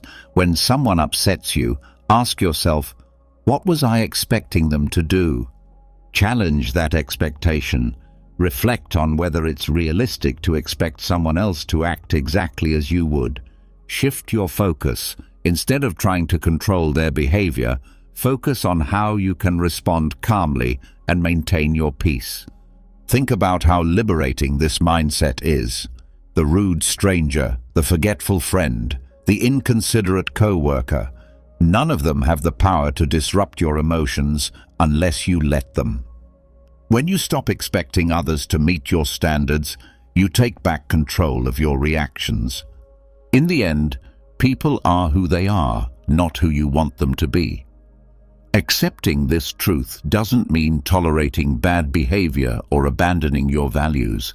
It means recognizing that your peace is too valuable to sacrifice for something you can't control. The next time someone disappoints or frustrates you, pause and remind yourself they're acting from their nature, not mine. And that's okay, because I choose my response. By releasing those expectations, you gain freedom, not just from others' actions, but from the emotional weight they once carried. Think about the last time you got into an argument. Maybe it was over something trivial, like which route was faster, or something deeper, like a disagreement with a close friend or partner. As the conversation heated up, did you feel that strong urge to prove your point, to show them you were right? We've all been there, clinging to our version of the truth like it's a lifeline. But here's the thing, that need to always be right is exhausting and unnecessary. The need to win every argument or prove your perspective often stems from insecurity. It's as if being wrong threatens our worth or identity. But what if you could let go of that need entirely? What if you could approach disagreements with curiosity instead of defensiveness? A powerful thought to keep in mind is this: would you rather be right, or would you rather be at peace? Often, our insistence on being right creates tension, damages relationships, and fuels our frustration. On the other hand, letting go of the need to prove yourself allows you to preserve your peace and approach conflicts with understanding. Imagine someone accuses you of something unfair. Your instinct might be to defend yourself, to argue your case, or to point out their flaws in return. But what if you paused and asked yourself, is it worth my energy to prove them wrong? Will this argument change anything important in my life? In most cases, the answer is no. Here's an example. A friend might insist that their way of handling a problem is better than yours. Instead of diving into a debate, you could say, I see where you're coming from, and I respect your perspective. By doing this, you not only diffuse the tension, but also maintain your calm and avoid unnecessary conflict. The Taoist philosopher Lao offers timeless wisdom. He who is attached to his views will never grow. Letting go of the need to be right doesn't mean abandoning your principles or silencing your voice. It means recognizing that not every disagreement needs a resolution in your favor. It's about choosing when to engage and when to step back. Pause before responding. When you feel the urge to argue, take a deep breath and reflect on whether it's worth your energy. Seek understanding. Instead of trying to win, ask questions to understand the other person's perspective. This approach often de-escalates conflict. Pick your battles. Save your energy for disagreements that truly matter, ones that align with your values or affect significant outcomes. Over time, you'll find that letting go of the need to always be right brings immense freedom. You'll start noticing how much lighter and calmer you feel when you stop trying to control every conversation or prove every point. Arguments lose their grip on your emotions because you've chosen peace over pride. Remember, your value isn't tied to winning debates or proving your intelligence. It's in how you carry yourself, how you protect your energy, and how you maintain your inner peace. The next time you're tempted to argue, pause and remind yourself, being right won't make me happy, but being calm will. And in that moment, you'll experience the true power of letting go. Imagine this. You're excitedly sharing an idea, something you're truly passionate about, and someone interrupts with a dismissive comment. Their words cut deep, and suddenly, the confidence you felt disappears. Why does this happen? It's because we often let others' words define how we see ourselves. Here's the truth. Your worth isn't determined by someone else's opinion. It's not tied to their compliments, criticisms, or judgments. When you rely on others to validate you, you hand them the power to control your emotions. True emotional freedom comes when you take that power back. Let's consider an example. A colleague criticizes your work, not constructively, but in a way that feels harsh or personal. Your instinct might be to defend yourself or feel disheartened. But what if, instead of reacting, you paused and reminded yourself, their words reflect their perspective, not my value. By detaching your worth from their opinion, you protect your peace and maintain your focus. Marcus Aurelius captured this wisdom perfectly. It never ceases to amaze me. We all love ourselves more than other people, but care more about their opinions than our own. This isn't about ignoring feedback or dismissing others entirely. It's about filtering what truly matters. Constructive criticism can help you grow, but unwarranted negativity doesn't deserve space in your mind. Pause before reacting. When someone's words sting, take a moment to breathe. This pause gives you the chance to choose your response instead of reacting impulsively. Separate fact from opinion. Ask yourself, Is there truth in what they're saying, or is it just their perspective? Focus on what helps you grow and let the rest go. Reaffirm your worth. Remind yourself that your value isn't tied to anyone else's approval. Your worth is intrinsic, independent of external validation. Lao offers another layer of wisdom. Care about what other people think, and you will always be their prisoner. Letting go of the need for validation doesn't mean you stop caring about people. It means you stop caring about opinions that don't serve your growth. By doing so, you free yourself from unnecessary emotional weight. The next time someone's words challenge your confidence, pause and ask yourself, am I letting this define me, or can I choose to focus on what I know to be true about myself? In that moment, you reclaim your power and remind yourself that no one's words can diminish your value unless you let them.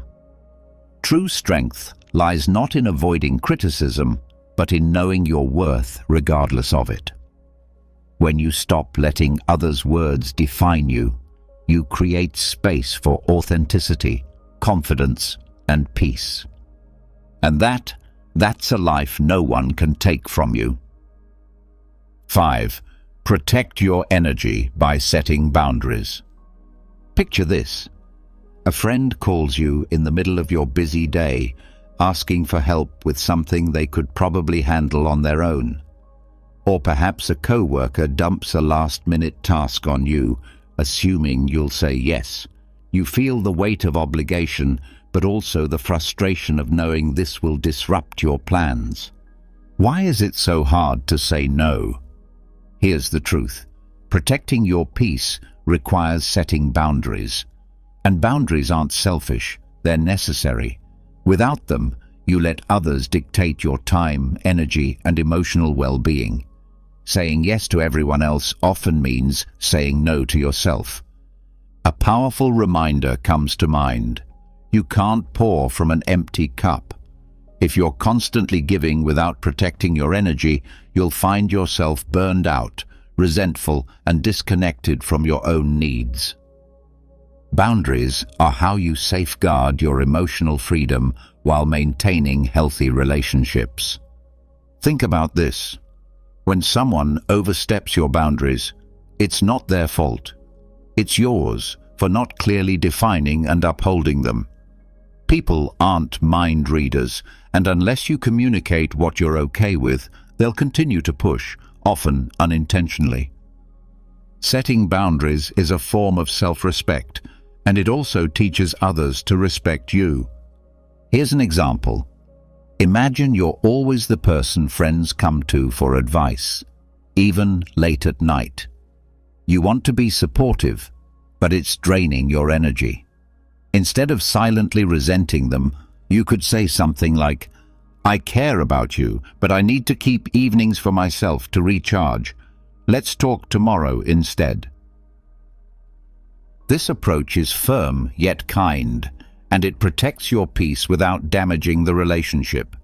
Epictetus reminds us, freedom is the ability to live as we wish. Living freely doesn't mean ignoring others' needs. It means deciding where your energy is best spent. Boundaries let you choose your priorities and ensure you're not giving more than you can handle. Here's how to start setting boundaries effectively. Be clear and honest. Communicate your limits calmly and directly. People are more likely to respect boundaries when they understand them. Use I statements. Focus on your needs rather than blaming others. For example, say, I need some quiet time after work, instead of, you're always bothering me.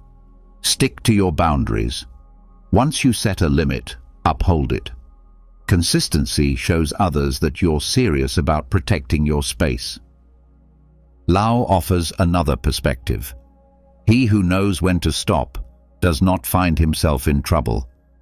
This wisdom reminds us that knowing your limits and respecting them prevents unnecessary stress and frustration.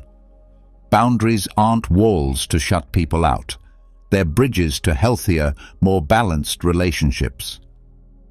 The next time you feel overwhelmed or taken for granted, pause and ask yourself, have I communicated my needs clearly? Am I honoring my own boundaries? By setting limits, you free yourself from unnecessary obligations and reclaim your energy for what truly matters. Remember, you're not responsible for managing everyone else's feelings or fixing their problems. Your primary responsibility is to yourself, your peace, your time, and your emotional well-being. So protect your energy, set your boundaries, and watch how much lighter and more in control you feel. Because when you prioritize yourself, you give the best version of yourself to the world. 6. Detach from the opinions of others. Imagine this. You share an idea you're proud of with a group of people, but instead of support, you're met with criticism or indifference. That sting of disappointment is real, and it can spiral into self-doubt. But here's a question to ask yourself. Why does their opinion carry so much weight? The need for approval is deeply ingrained in us. But relying on external validation is like chasing shadows. You'll never truly catch it. Emotional freedom begins when you stop letting the opinions of others define your worth. Think of it this way. Everyone views the world through their own lens, shaped by their experiences, biases, and insecurities. What someone says about you often reveals more about them than it does about you. When you internalize their opinions, you give them power over your emotions and decisions. Why let someone else control your narrative? A simple yet powerful thought to remember. Your worth isn't up for debate. It's not tied to what others think of you, whether it's praise or criticism. It's something intrinsic, unshaken by external noise. Let's consider a practical example. Imagine you're wearing a brand new outfit you love, and a coworker makes a passing remark. That's an interesting choice. You could let their comment ruin your confidence, or you could remind yourself that their opinion doesn't diminish your joy. When you detach from the need for approval, you free yourself to live authentically. The Stoic philosopher Epictetus said, "If you want to improve, be content to be thought foolish and stupid." This might sound harsh, but it's liberating. Growth often involves going against the grain or doing things others might not understand. Seeking approval can hold you back, while embracing your own path, even if misunderstood, sets you free. Here's how to start detaching from the opinions of others. Question their importance. When someone's opinion bothers you, ask yourself, why does this matter to me? What authority do they have over my life? Reaffirm your values. Focus on what matters to you, not what others expect. Ground yourself in your goals and principles. Practice letting go. When criticism or judgment arises, acknowledge it without clinging to it. Picture their words as leaves floating down a stream, there, but not lasting. Lao offers another perspective. Care about people's approval, and you will be their prisoner. This doesn't mean ignoring feedback or isolating yourself from others. It means filtering out what doesn't serve you. Constructive criticism can help you grow, but unwarranted judgment, that's theirs to carry, not yours. Think of detaching from opinions like shielding yourself from bad weather. The rain may fall, but it doesn't have to soak you. By focusing on your own inner compass, you remain grounded no matter how others perceive you. The next time someone's words shake your confidence, pause and ask yourself, am I living for them or for me? By choosing to detach, you reclaim your freedom, protect your peace, and build a life that's authentically yours. Remember, your path is yours alone, and it's far too important to be swayed by fleeting opinions. Respond with silence, not anger. Imagine this. You're in a heated argument. Someone says something hurtful or intentionally provocative, and you feel the anger rising. Your heart pounds, your face heats up, and your instinct is to fire back with a cutting remark. But what if instead of reacting, you simply say nothing? Silence is one of the most powerful tools you have when dealing with others' negativity. It's not about conceding or avoiding confrontation, it's about choosing calm over chaos. Responding with silence doesn't mean you're weak. It means you're strong enough to value your peace over the need to retaliate. There's wisdom in this. The less you respond to negativity, the more peaceful your life becomes. Silence speaks volumes. It says, "I won't let your behavior control me." Let's take an example. Imagine someone at work undermines you during a meeting, trying to make you look bad in front of others. You have two choices: engage in a back-and-forth argument or pause and respond with silence.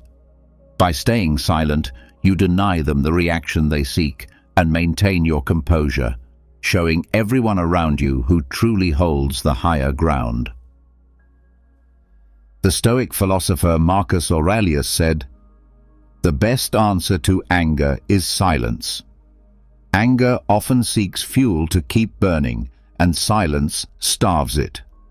When you choose not to engage, you break the cycle of negativity and protect your emotional well-being." Think of silence as a shield. It deflects the noise without pulling you into the fight. Here's how to make silence your go-to response in moments of provocation. Pause before reacting. When someone says something provocative, take a moment to breathe. Silence creates space for clarity. Listen without defending. Sometimes people just want to vent or be heard. Let them speak without interrupting or feeling the need to explain yourself. Speak only when necessary. If a response is required, keep it calm, measured, and to the point. A Buddhist teaching reminds us, speak only if it improves upon the silence. This doesn't mean you suppress your feelings. It means you choose when and how to express them. Silence doesn't ignore the problem. It preserves your energy for moments where your voice truly matters. Think about how often we regret words said in anger. Silence removes that regret. It allows you to reflect, reassess, and respond thoughtfully rather than impulsively. And often, silence says more than words ever could. The next time someone tries to provoke you, pause and ask yourself, will responding add value, or will it simply escalate the situation? By choosing silence, you protect your peace, demonstrate strength, and keep control of the narrative. Remember, silence isn't the absence of a response, it's the presence of wisdom. It's the ability to rise above the noise and say, "Your words don't control me, my peace does." And that's how you win the battle without ever raising your voice. Practice gratitude. Imagine you're having one of those days where everything seems to go wrong. Your plans fall apart, someone makes a rude comment, and the smallest inconveniences feel unbearable. Anger starts bubbling up and you think, why does everything have to be so difficult? Now pause. What if, instead of focusing on everything going wrong, you shifted your attention to what's going right? Gratitude has a way of turning anger into calm and reframing even the worst moments into opportunities for perspective and peace. Here's a powerful truth. You can't feel grateful and angry at the same time. Gratitude works like a mental reset button. It pulls you out of the spiral of negativity and reminds you of the good that still exists, even in frustrating situations. Take a simple example. You're stuck in traffic, running late to an important appointment. Instead of fuming at the cars ahead, try this. Take a deep breath and think of 3 things you're thankful for. Maybe it's the fact that you have a car, the opportunity you're headed toward, or even just the music playing on the radio. It might sound small, but this shift can transform your emotional state almost instantly. The philosopher Cicero said, "Gratitude is not only the greatest of virtues, but the parent of all others." Gratitude doesn't just dissolve anger, it builds resilience, fosters patience, and helps you focus on what truly matters. It's a tool you can use anytime, anywhere, to protect your peace. Here's how to make gratitude a daily habit. Pause and reflect. When anger starts to rise, take a moment to breathe and ask yourself, what's one thing I can be thankful for right now? Keep a gratitude journal. At the end of each day, write down 3 things that went well, no matter how small they seem. This trains your mind to look for the positive. Use gratitude as a reframe. When faced with a challenge, think about what you can learn or how the situation could be worse. Gratitude often comes from recognizing what you still have. For example, let's say someone criticizes you harshly. Instead of letting anger take over, try reframing it. I'm grateful for the chance to learn from this feedback, even if it wasn't delivered kindly. This doesn't excuse the other person's behavior, but it keeps you in control of your emotions. The Buddha reminds us, let us rise up and be thankful, for if we didn't learn a lot today, at least we learned a little. And if we didn't learn a little, at least we didn't get sick. And if we got sick, at least we didn't die. So let us all be thankful. Gratitude shifts your focus from what's lacking to what's present. It's not about denying frustration or anger. It's about choosing to prioritize what uplifts you over what drags you down. The next time you feel anger creeping in, pause and ask yourself, what can I be thankful for in this moment? You'll find that gratitude doesn't just dissolve the anger, it replaces it with calm, clarity, and a sense of control.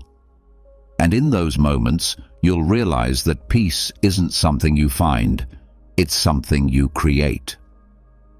Reframe. Criticism as a tool for growth. Imagine this. You've just shared an idea you're proud of, maybe at work, with friends, or online, and someone immediately shoots it down with harsh criticism. Your first instinct? Defensiveness, maybe even anger. It's natural to feel this way when your efforts are met with negativity. But what if you could reframe criticism, seeing it not as an attack, but as an opportunity to grow? Criticism, no matter how it's delivered, holds value if you're willing to look for it. It can show you blind spots, challenge your thinking, or push you to improve. When you shift your perspective, criticism stops being a source of frustration and becomes a tool for self-betterment. Here's an example. Imagine you're preparing a presentation and a colleague points out several flaws in your work.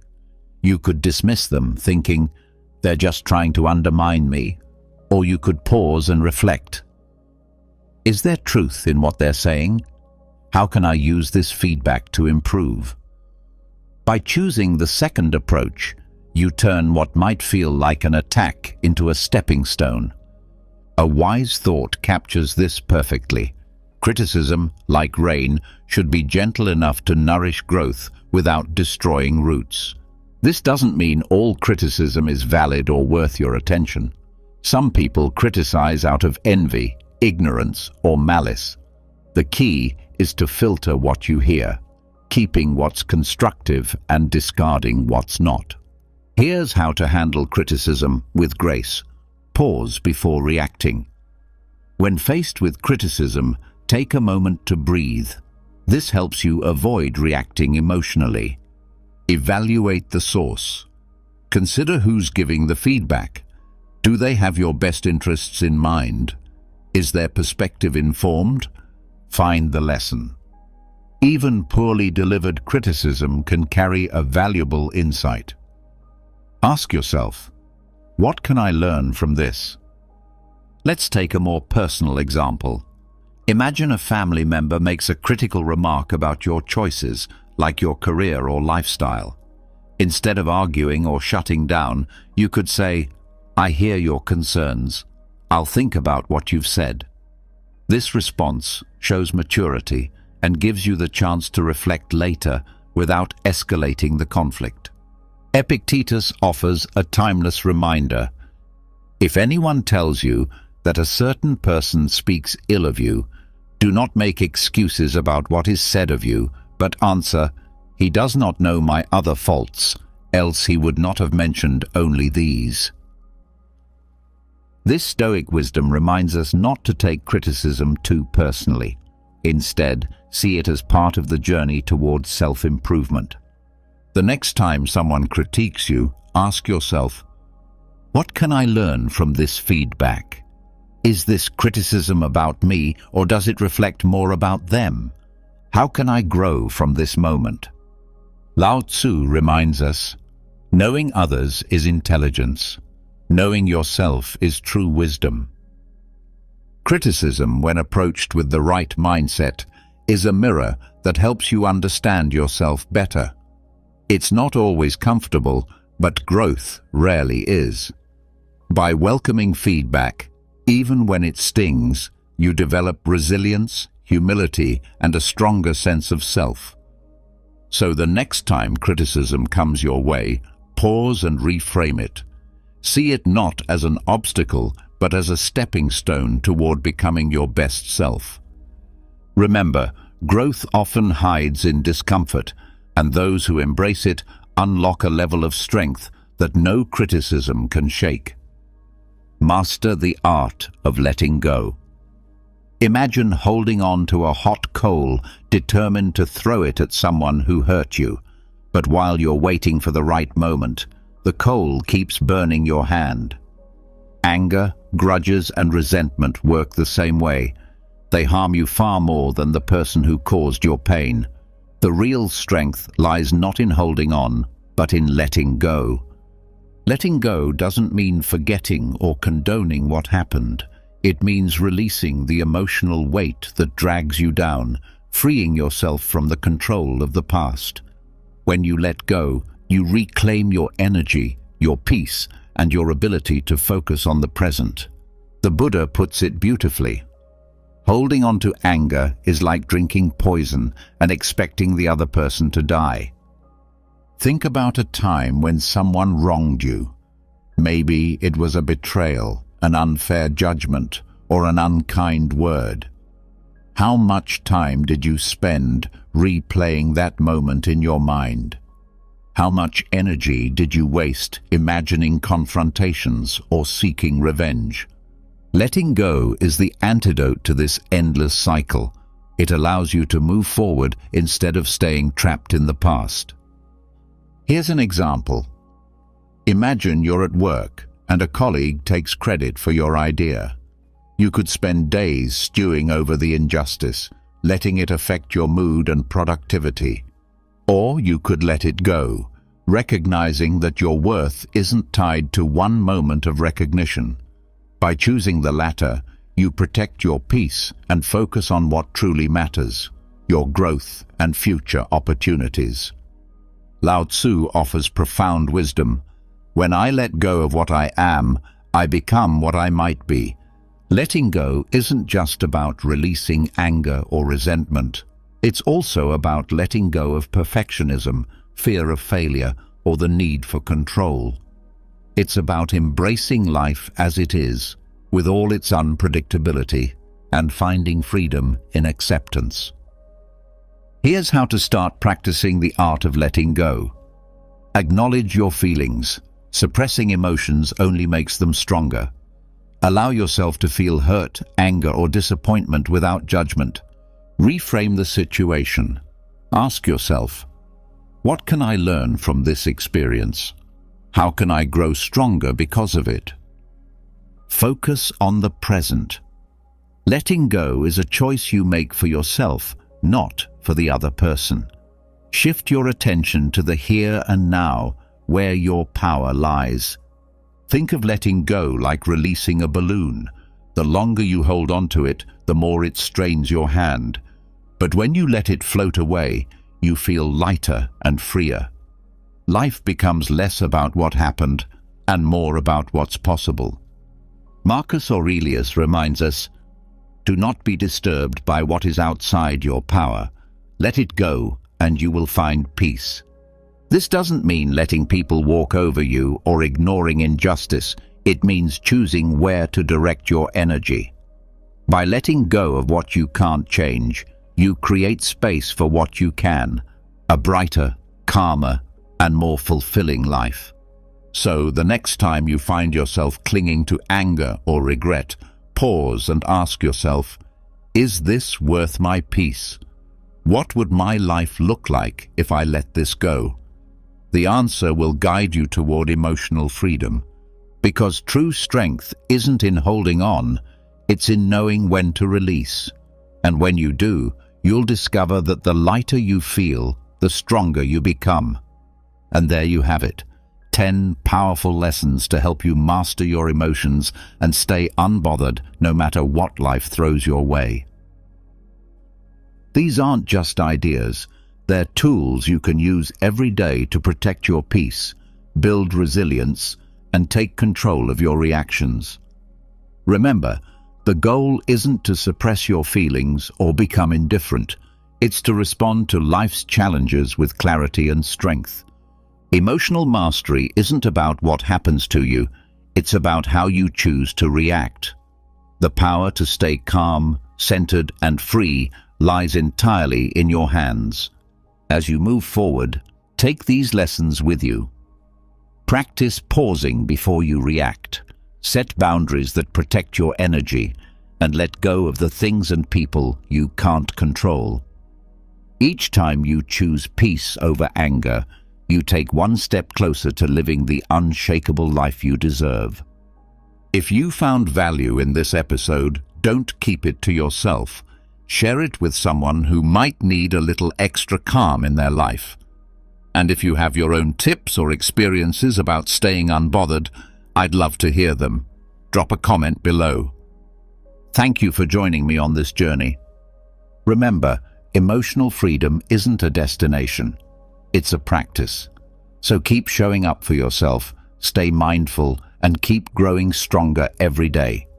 Until next time, take care and stay unbothered. Have you ever experienced the feeling of being constantly overlooked, even when you put forth your best effort? Have you ever wondered why some people seem to effortlessly attract attention, while others silently struggle to be noticed?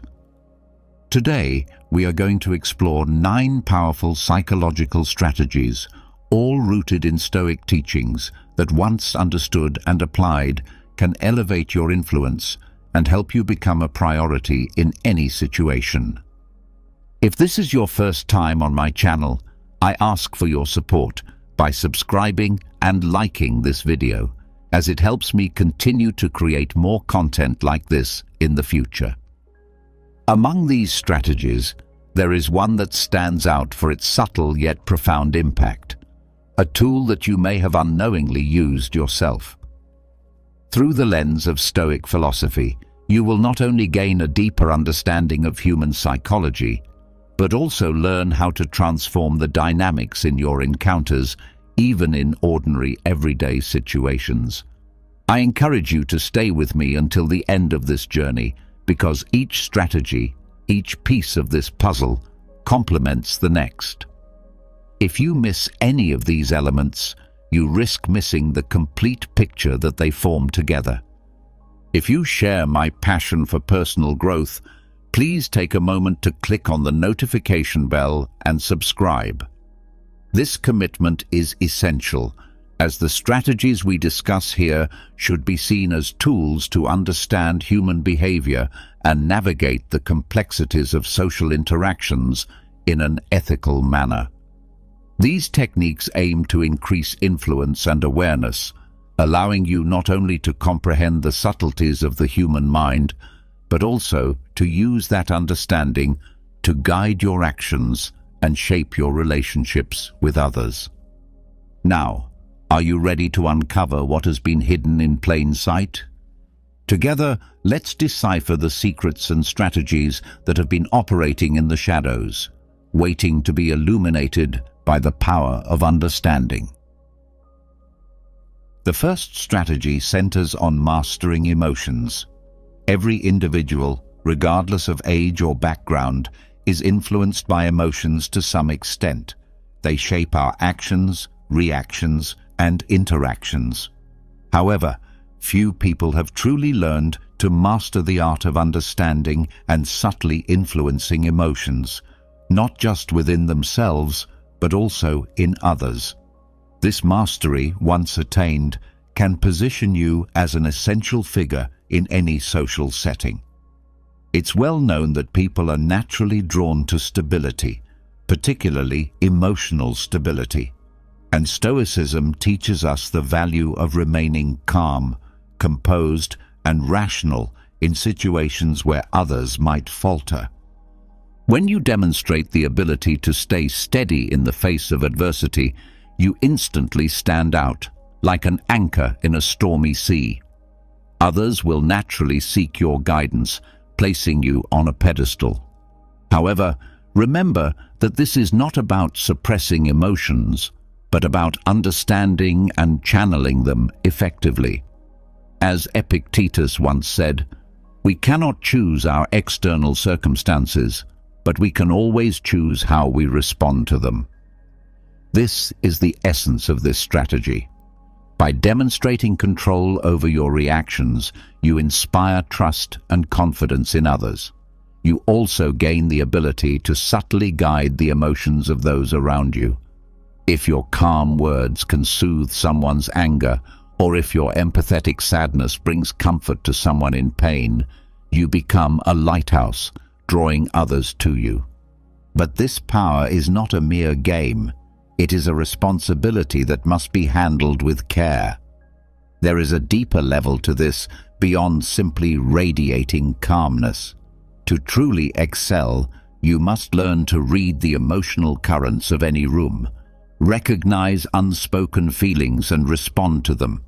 When you do this, you'll see how people become more receptive to you, not because you are manipulating them, but because you are genuinely understanding and connecting with their true essence. Now, with this understanding of emotions in your grasp, only one more strategy remains.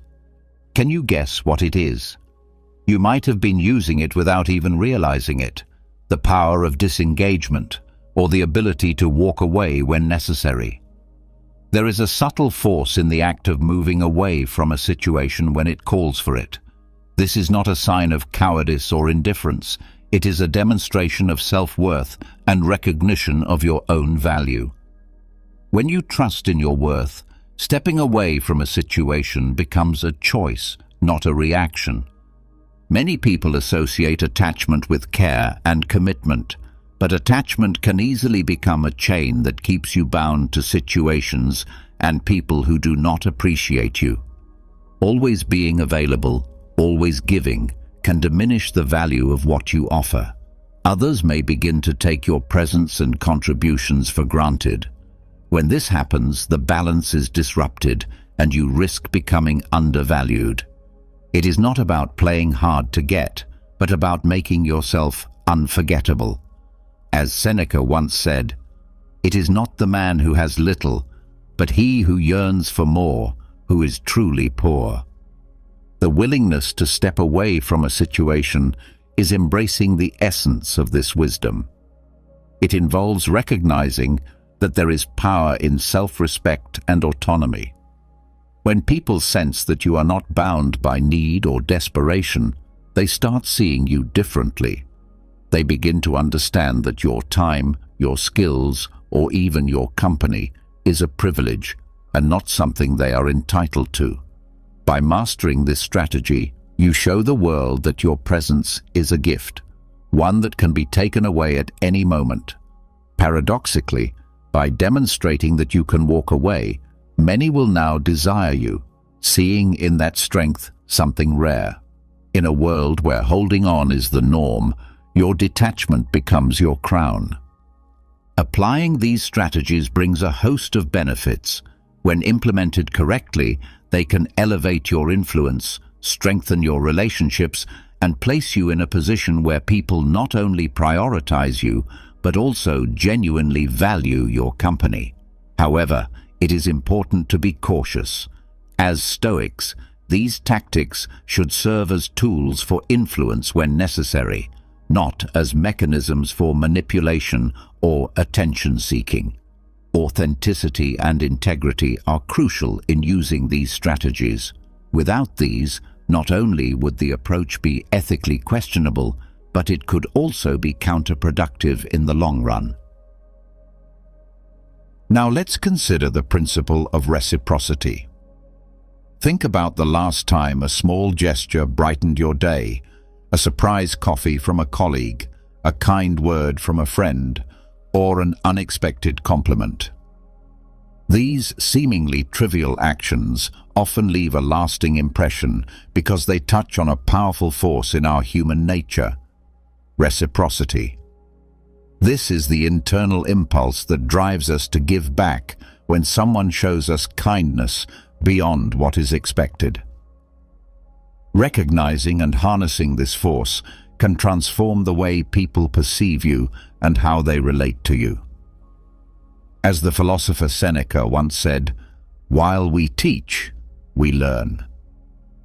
This perfectly captures the essence of reciprocity. By offering value, ideas, or even small favors without expecting anything in return, you sow seeds of goodwill.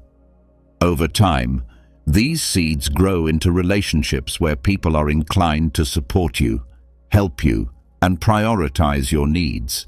They may not even fully understand why they feel compelled to reciprocate, but there is an invisible bond created by genuine generosity. However, this strategy must be handled carefully. There is a fine line between genuine acts of kindness and manipulation. The key is sincerity. When you offer help or share knowledge selflessly, people will recognize your authenticity. When they sense that your intentions are genuine, the ties of reciprocity become stronger. On the other hand, if they detect hidden motives, trust is eroded and the connection will fade. As you reflect on this principle, be ready for the next strategy, which invites you to look inward, a place that is often overlooked but immensely powerful. Mastering persuasive storytelling is a strategy that many overlook. Have you ever struggled to express your point of view and wondered why some ideas stick in people's minds while others fade into obscurity despite their merit? The answer may be simpler than you think: storytelling. Before technology, before modern education, and even before written language, there was storytelling. From ancient bonfires to today's viral videos, stories have been the unseen force that shapes opinions, drives actions, and changes minds.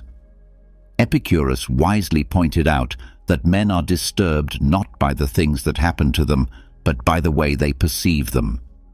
It all comes down to perception. When you frame your message within a story, you offer a lens through which others can interpret the situation, guiding their thoughts and reactions.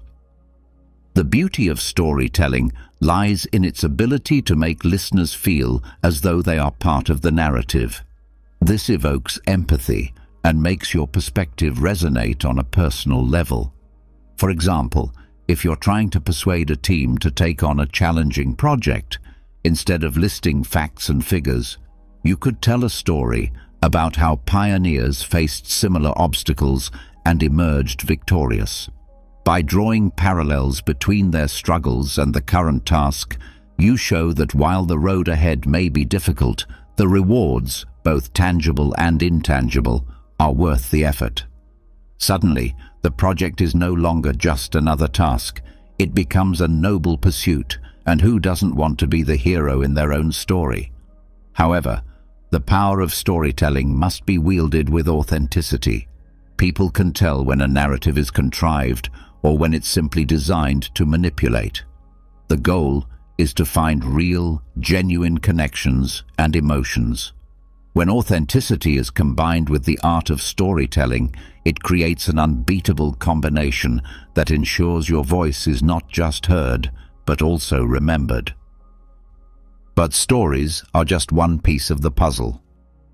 Our next strategy explores a principle so deeply embedded in human nature that it can open doors once thought closed. Now, let's discuss the importance of prioritizing yourself. Have you ever noticed how some people seem to command a room without saying a word? Their mere presence demands respect. This magnetism doesn't come from external factors, but from an internal belief in their own value. The cornerstone of influential power lies not in seeking validation from others, but in recognizing your own intrinsic worth.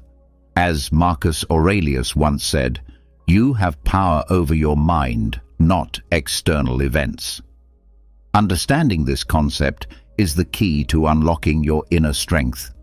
When you recognize and nurture your self-worth, you naturally project an aura of self-confidence. This is not about arrogance or an inflated ego, but a genuine appreciation for who you are, your strengths, and your potential. When you value and prioritize yourself, the world begins to reflect that feeling back to you. Self-confidence is not about being arrogant or having an inflated sense of ego. Rather, it is about genuinely valuing and appreciating oneself, recognizing one's strengths, potential, and worth. When you prioritize yourself and understand your inherent value, the world begins to reflect that inner belief. This self-assurance is not about being self-centered or dismissing others, but about achieving balance.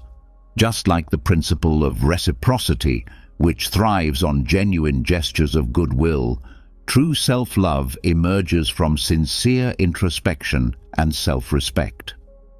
By investing time and energy in your own well-being, whether through learning, self-care, or setting boundaries, you signal to the world that you are worth this investment. This, in turn, influences how those around you perceive and prioritize you. Prioritizing yourself, therefore, becomes a foundational pillar of power. While influence is a significant part of it, it is only a small piece of the broader psychological strategies at play. As we move forward, another technique that can help you master the emotional fluctuations of relationships comes into focus: transforming adversaries into allies. In a world filled with noise and constant attempts to be heard, the simple, powerful act of truly listening stands out. Every individual, regardless of their background or situation, has a deep need to be understood. In a noisy world, offering someone your undivided attention is not only an act of kindness, but a powerful strategy that differentiates you from others. As the ancient philosopher Epicurus wisely observed, "We have 2 ears and 1 mouth, so we should listen twice as much as we speak." This maxim captures the essence of active listening. Many people simply wait for their turn to speak, but a skilled listener goes deeper, engaging with the words, emotions, and hidden intentions behind the speaker's message. By adopting this practice, you become a beacon of trust and respect in a sea of distractions. Offering a safe space for people to express themselves freely not only helps you understand their thoughts and desires, but also fosters an authentic connection. This connection positions you as someone others turn to for guidance and support, which, in turn, gives you significant influence over their lives. Listening authentically ensures that you are not just heard, but that your presence is valued and you are more often prioritized. Creating a sense of scarcity is another potent strategy rooted in human nature. Scarcity taps into an age-old instinct, the attraction to what is rare, elusive, and hard to attain. Just as a rare gem is more valuable than a common stone, people and experiences that are perceived as scarce are often held in higher regard. This doesn't mean playing games or being deceptive. Rather, it is about understanding the intrinsic human appeal of the uncommon. Imagine being in a meeting where everyone is eager to speak and be noticed, and then someone enters, makes a brief yet significant impression, and leaves soon after. The memory of this person lingers in people's minds, far more than the ones who stayed for the entire duration. By not being constantly available, you create an aura of importance around your presence. Every interaction becomes a valuable exchange, a moment that people will remember. Marcus Aurelius once remarked that, "Very little is needed for a happy life. It is all within you, in the way you think." This perspective embodies the concept of scarcity. When you recognize and value your own time, others are more likely to do the same. However, the key is balance. Being too scarce can backfire, just as being too available diminishes your value. The optimal approach is to be present when it counts, making those moments meaningful, and then retreating to focus on your own goals and well-being. Cultivating an air of mystery is another powerful tool in your arsenal. Human beings are naturally drawn to what is unknown, mysterious, and enigmatic. This universal curiosity can be transformed into an asset when you learn to maintain an element of mystery about yourself. It's not about being distant or aloof, but about strategically choosing what to reveal and when. There is a delicate balance between being engaging enough to capture others' attention and preserving just enough intrigue to keep them curious. Marcus Aurelius wisely noted that the goal of life is not to conform to the majority, but to avoid being among the foolish. In a world where oversharing is the norm, embracing a more reserved approach can help you stand out. People will pay attention when you speak and value your opinions more deeply. However, maintaining a sense of mystery does not imply dishonesty or manipulation. Authenticity remains key. It's not about fabricating stories, but rather about mastering the art of timing, revealing just enough to keep others intrigued without oversharing. As others become more curious about you, they naturally begin to prioritize your presence and ideas. This approach isn't just about surprising people, it's about recognizing the subtleties in human actions and strategically using them for your benefit.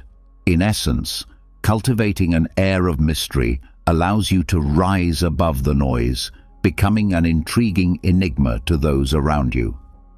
When this strategy is combined with true authenticity, it elevates you to a place where you are not merely noticed, but truly valued.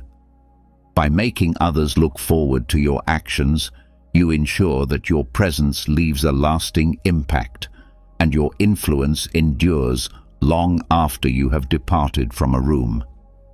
Another effective strategy involves the use of strategic silence. You've likely been in a situation, whether it was a heated debate, a tough negotiation, or even a casual conversation, where the urge to speak up seems overwhelming. Yet sometimes, the most powerful tool you can wield is the choice to remain silent. While silence may be viewed as passive, it can actually be an active force that helps steer the conversation, assert your presence, and command genuine respect. Many people mistakenly believe that power is found in dominating the conversation, but it is often the observer, the one who carefully considers each word and listens attentively, who truly influences the course of events. It's not about being the loudest or the most attention-grabbing, Think of the power of a pause. When you hold back, leaving a gap in the conversation, others begin to feel uneasy or anxious, scrambling to fill the silence. In that moment, they often reveal more than they intended. This gives you the opportunity to respond from a place of wisdom and clarity, as the philosopher Epictetus wisely noted. We have 2 ears and 1 mouth so that we can listen twice as much as we speak.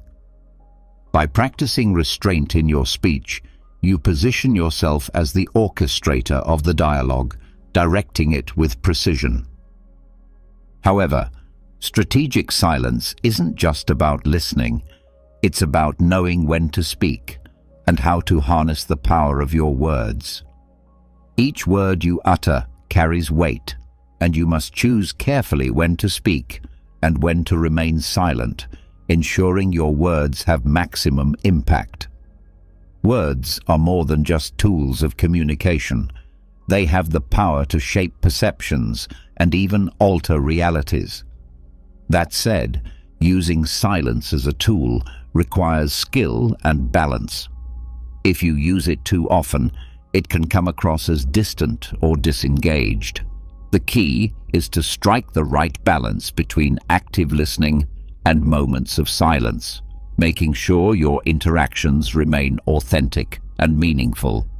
Now, imagine the immense possibilities when you combine strategic silence with another powerful strategy, one that guarantees you won't just be seen, but remembered. By combining these tactics thoughtfully, you position yourself as someone who has both influence and staying power. If you found this video insightful, be sure to like, subscribe, and leave a comment.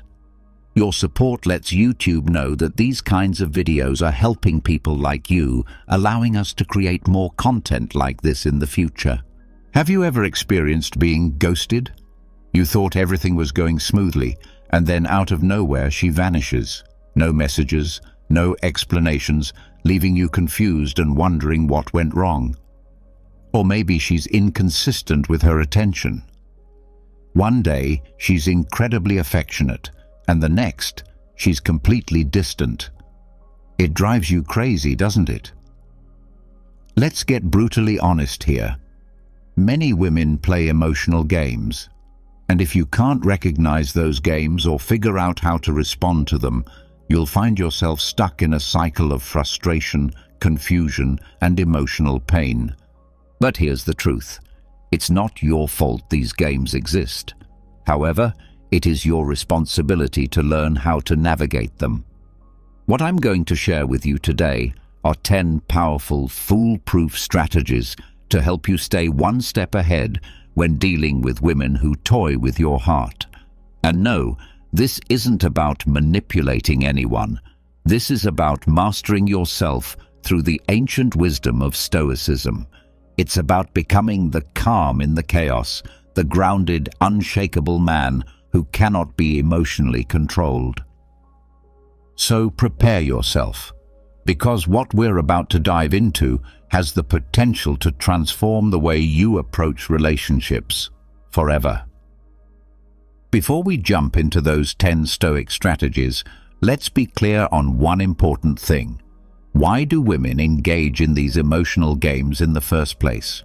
Why do they suddenly go silent, lead you on with little bits of affection, or keep you stuck in a state of emotional uncertainty? The answer is simple. They're testing your emotional resilience. They want to know if they can sway you, manipulate your emotions, and cause you to question yourself. And once they see that they can, the game is over. You've lost.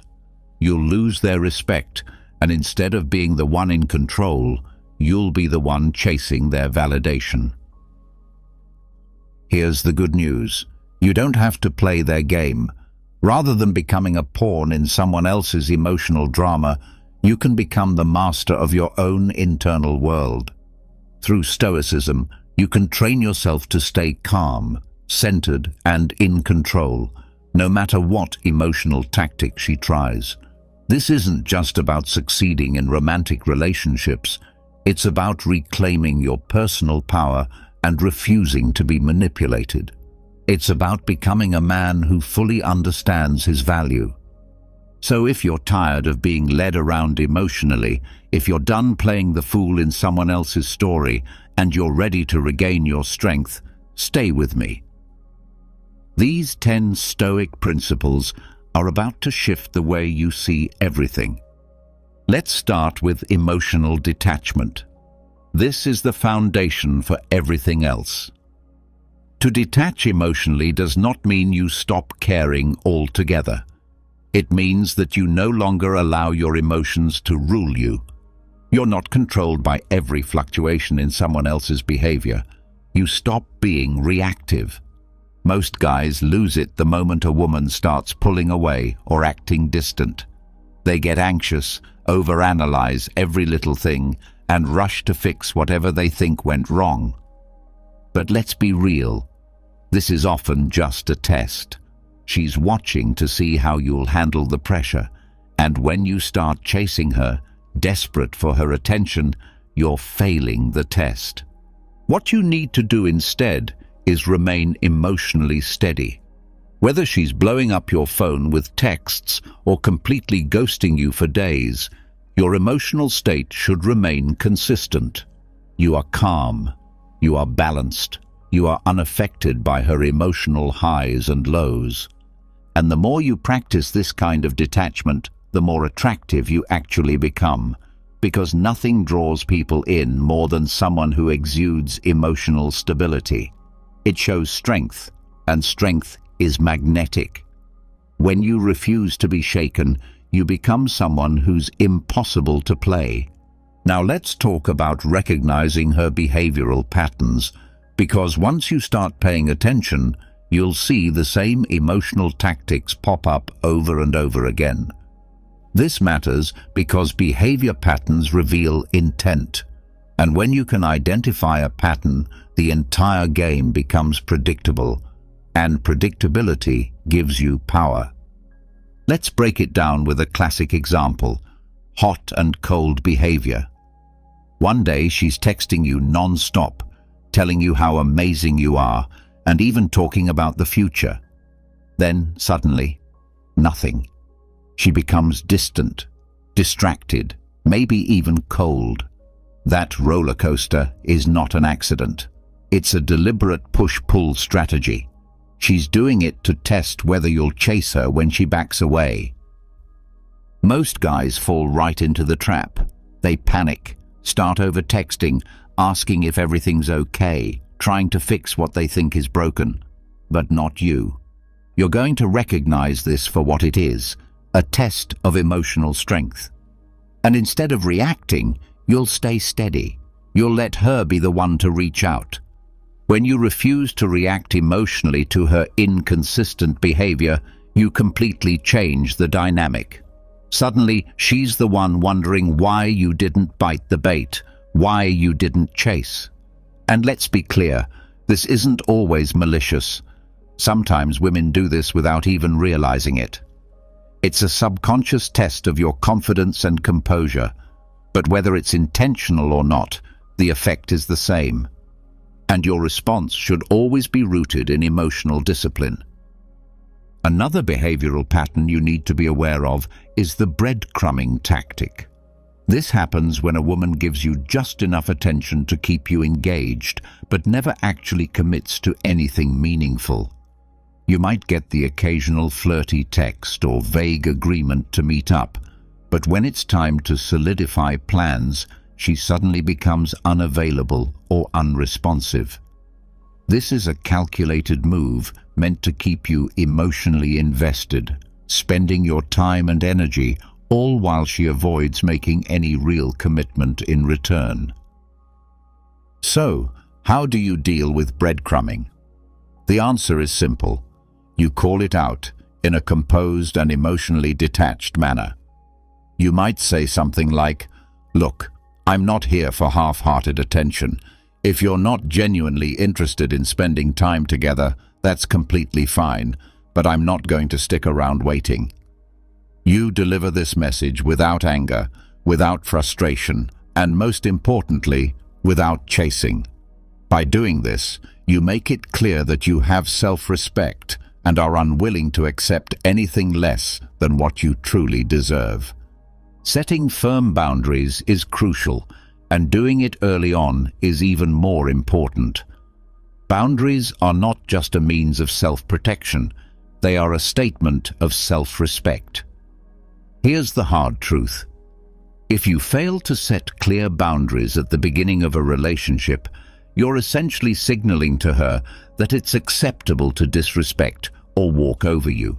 A lot of men shy away from drawing those lines because they worry it will scare women off.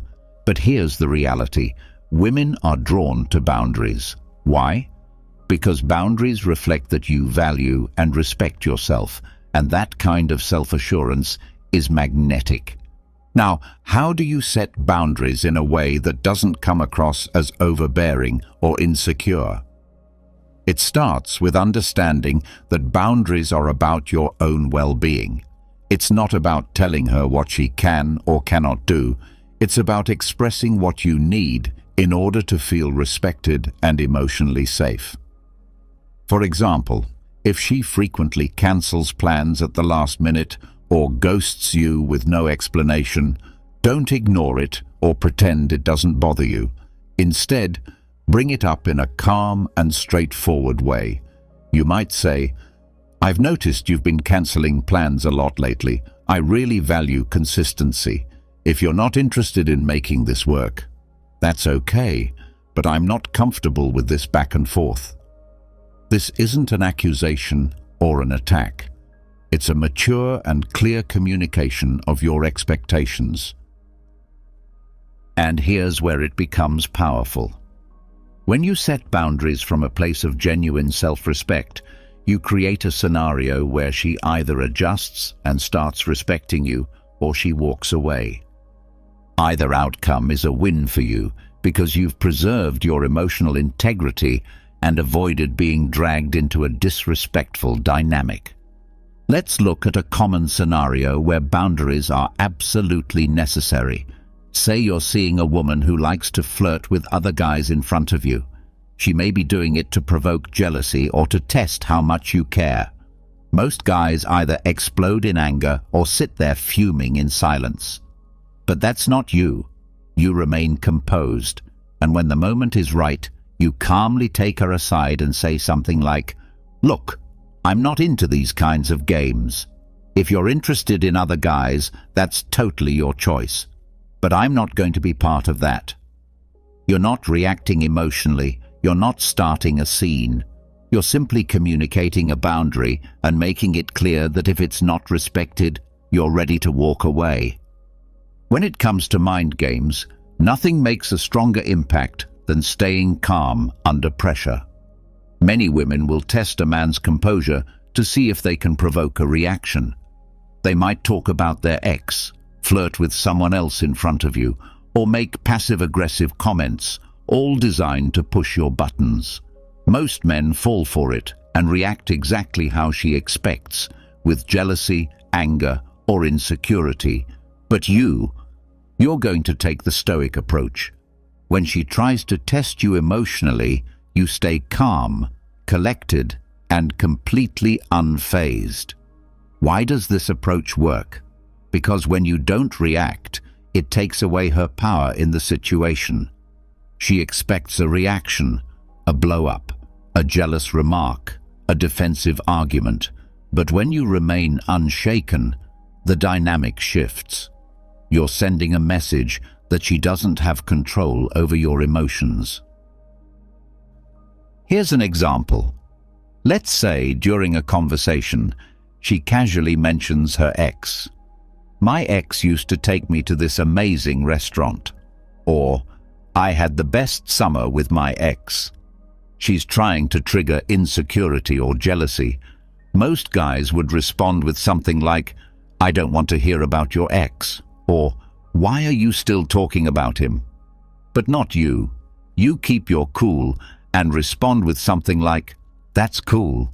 I'm sure he was a great guy." You're not giving her the emotional reaction she's fishing for, and that unpredictability throws her off. Now picture another situation. She's flirting with another man in a group setting. Most guys would try to compete for attention or lash out at her for being disrespectful. But the stoic response is different. You stay composed, even if it stings a bit inside. You don't try to one-up the other guy, and you don't confront her in a reactive way. You just observe. If she's doing this to get your attention, your indifference will confuse her. She'll start wondering why it's not affecting you, and that's when the power dynamic begins to shift in your favor. The core principle is simple. Never allow your emotions to dictate your behavior. When you maintain your calm under pressure, you demonstrate that you are grounded, self-controlled, and not easily rattled. And that kind of inner strength is extremely attractive. One of the biggest mistakes guys make in relationships is losing focus on their long-term goals. They get caught up in the moment, constantly chasing short-term validation. Whether it's the thrill of her attention, the temporary fix of resolving an argument, or the emotional high of her affection. But Stoicism teaches us to look beyond the immediate and keep our eyes on the bigger picture. Many men lose their sense of direction in relationships because they get caught up in seeking instant gratification. They chase after the emotional high of her attention, the comfort of her affection, or the quick relief of resolving conflict. But the principles of Stoicism teach us to focus on the long term. When you commit to your long-term aspirations, you naturally stop fixating on the daily emotional roller coaster that relationships can sometimes bring. Think of it like this. If you're building a solid career, improving your physical health, and pursuing personal development, you simply don't have the bandwidth for trivial emotional games. Your time and mental energy are too valuable to be wasted on such distractions.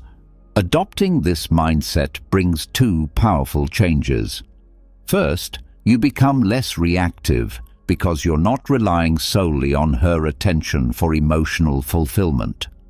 Second, you instantly become more appealing because there's nothing more magnetic than a man who's chasing purpose.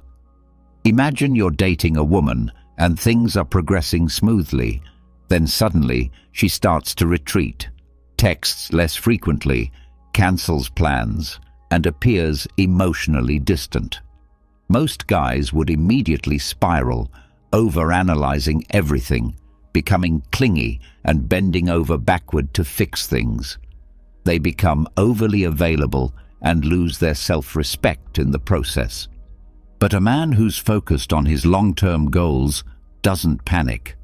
He stays grounded because he understands that his worth isn't defined by whether or not she's showing him affection. He's busy constructing his future, evolving and staying aligned with his personal mission. If she chooses to be part of that journey, that's great. But if not, he doesn't lose sleep over it. When you prioritize your long-term vision, you grow more emotionally self-sufficient. You no longer need her approval to feel confident or worthy, because that validation comes from your achievements, your discipline, and your continual growth. And here's the twist. When she notices that you're not chasing after her or getting wrapped up in emotional tug-of-war, her interest often intensifies. Why? Because you're not like the other guys waiting by the phone. You're the one building something bigger than drama. You're the man whose time is too valuable for emotional games. Another major pitfall many men fall into is emotional retaliation. It's a common trap. She might do something that stings, flirt with another guy, ignore your texts, or act hot and cold. Your gut reaction might be to get even. Maybe you start flirting with someone else to get back at her, or you suddenly pull away to make her chase you. Let's be clear, this never works. The moment you start reacting emotionally, you've already lost the upper hand. Why? Because she's now in control.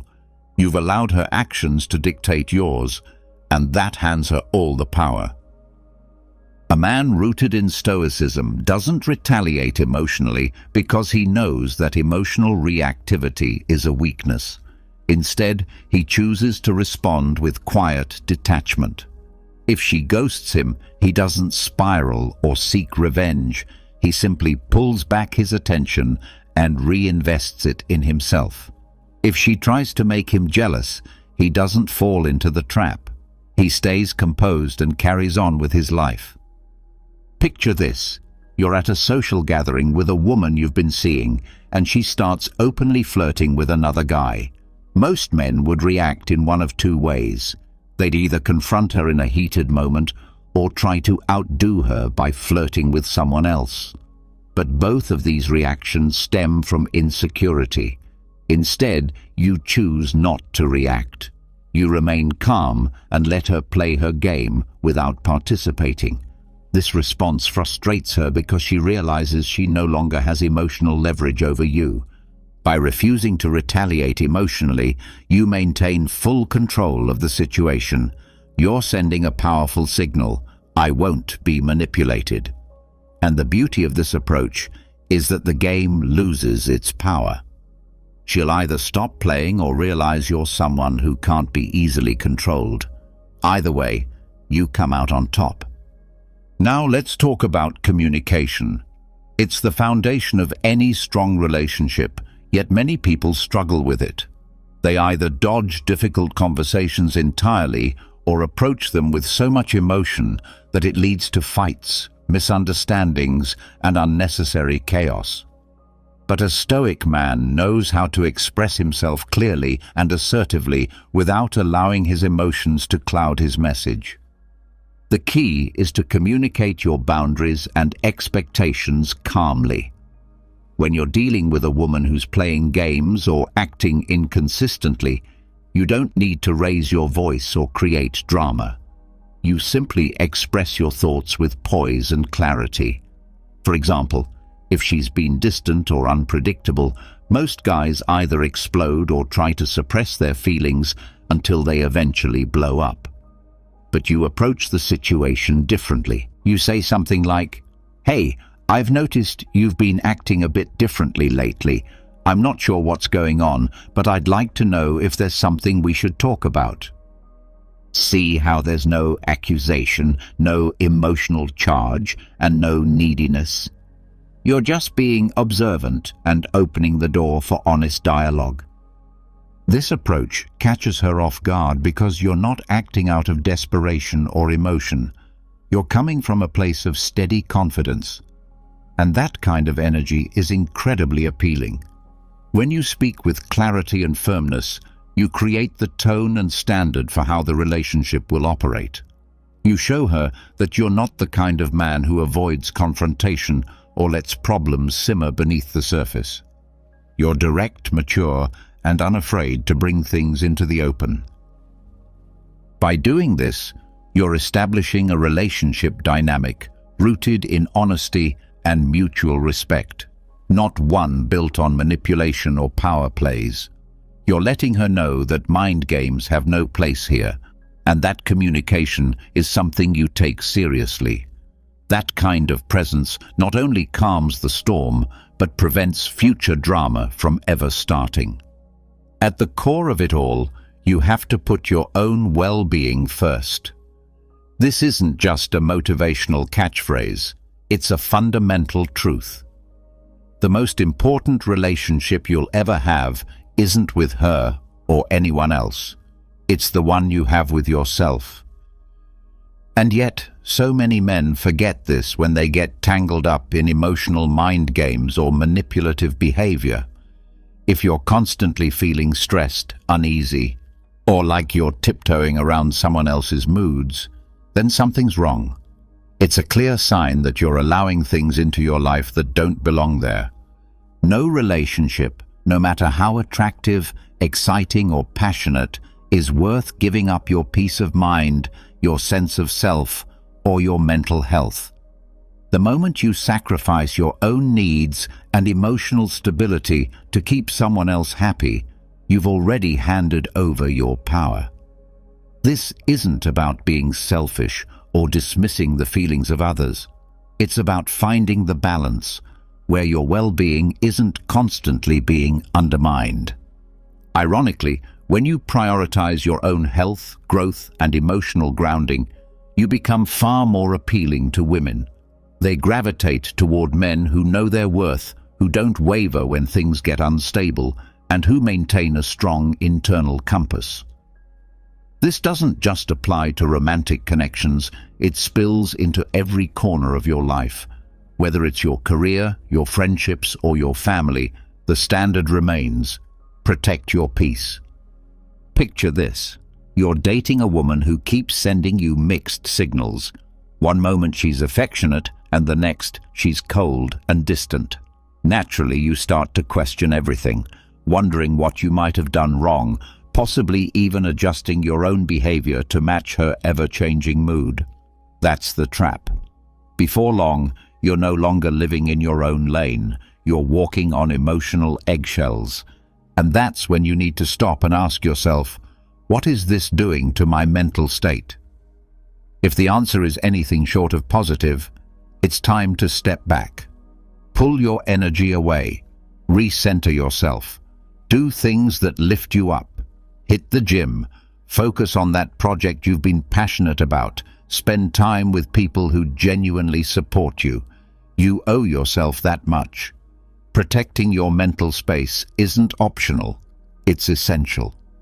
And here's the twist. The moment you remove her from the center of your universe and refocus on yourself, everything changes. One of two things will happen. She'll either realize you're not someone she can push around and start respecting you more, or she'll disappear entirely because she no longer has control over you. In both scenarios, you come out on top. Either you've distanced yourself from someone who wasn't bringing value to your life, or you've taken back the reins and re-established the power dynamic on your terms. Men today are constantly bombarded with the idea that they have to put a woman's emotional needs ahead of their own, like being a good man means being a doormat. That's false. Looking after your emotional, mental, and physical health isn't selfish.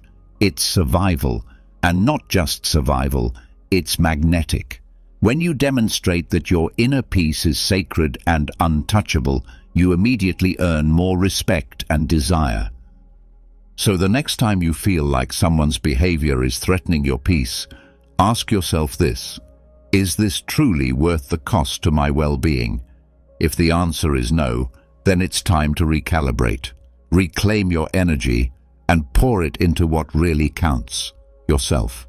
Let me tell you something most men don't want to hear. Patience is your ultimate weapon when dealing with women who play emotional games. I know you want clarity now. You want answers. You want certainty immediately. But the reality is, women will often test your patience. They want to know if you can handle the gray areas, the unpredictability. And in a world where everyone is addicted to instant replies and constant communication, the man who can remain patient stands out like a lighthouse in a storm. He's rare, he's valuable, he's unshakable. If she doesn't reply to your message within a few minutes, you don't lose it.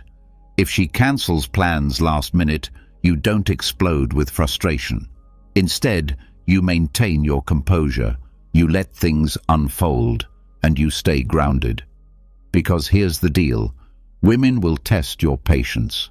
Sometimes intentionally, sometimes without realizing it. They'll delay their responses, go quiet for days, just to see how you'll react. Will you panic? Will you chase? Will you crumble under the pressure? Sadly, most guys do.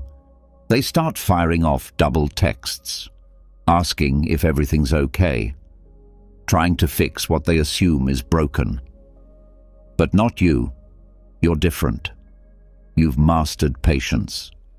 So the next time she plays one of those games, don't react. Do nothing. Give her the space. Let her come to you. And trust me, she will. She'll notice that you didn't flinch, She'll wonder why you didn't chase. And that's the moment the dynamic shifts. Why? Because now you've demonstrated something powerful. You don't need her validation to feel secure. You're not emotionally fragile. You've got a life, a full one, and you're not putting it on pause just because she's pulling back.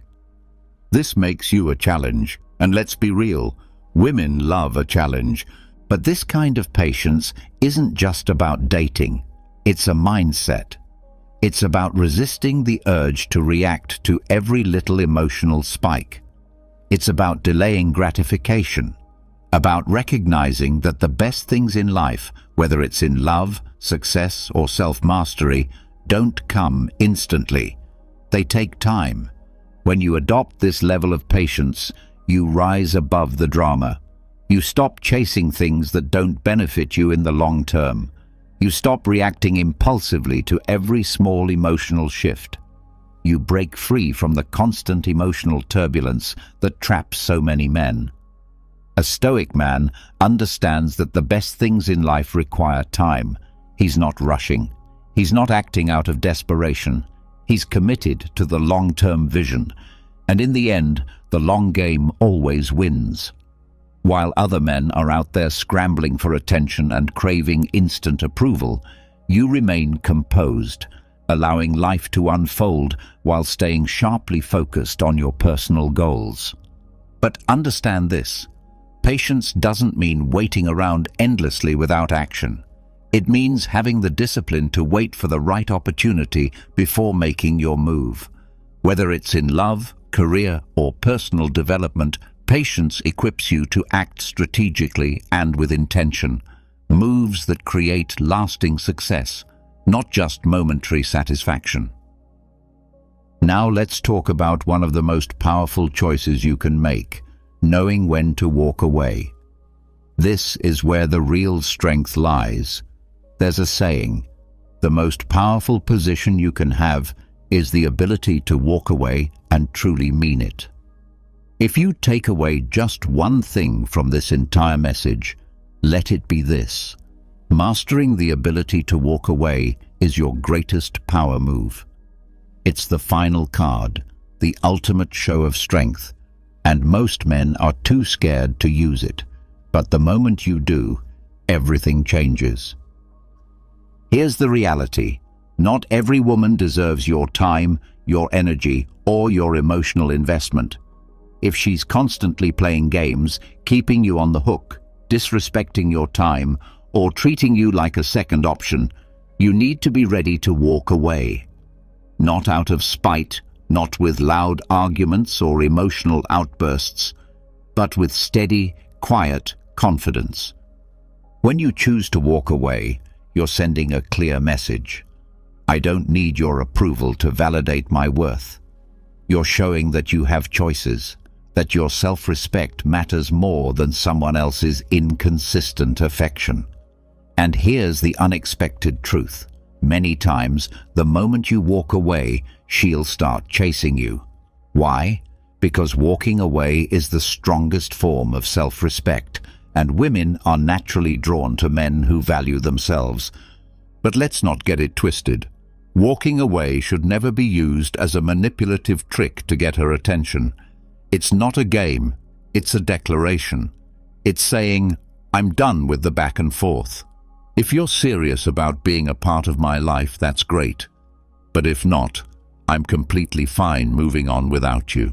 If she's constantly canceling plans, texting other guys, or treating you with disregard, you respond calmly and directly. You let her know, I'm not interested in being part of this cycle. If you're serious, let me know. If not, I'm out. No yelling, no bitterness, no drama, just cool, unwavering self-respect. And then you walk. You don't check up on her social media. You don't send follow-up texts. You shift your focus back to yourself, to your goals, and to your peace of mind. And here's the cold truth. You might walk away and never hear from her again.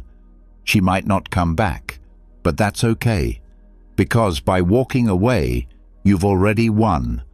You've preserved your dignity. You've protected your mental peace.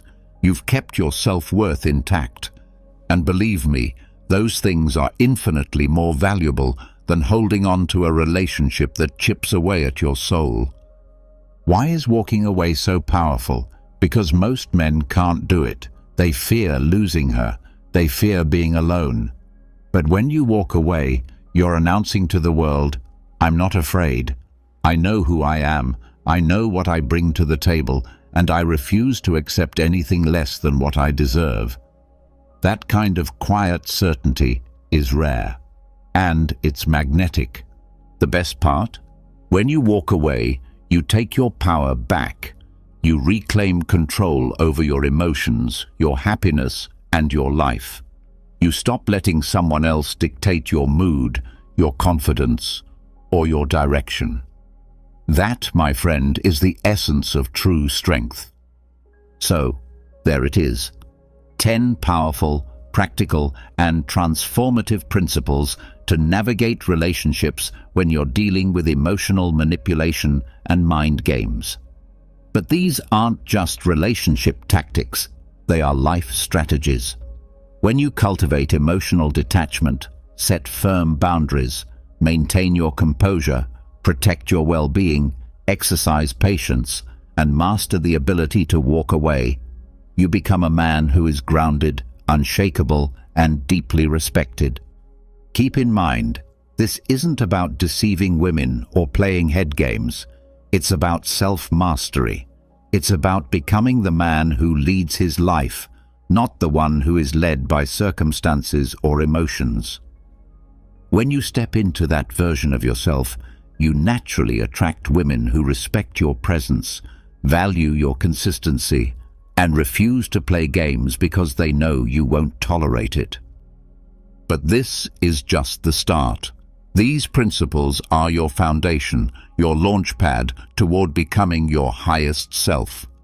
The real journey begins now.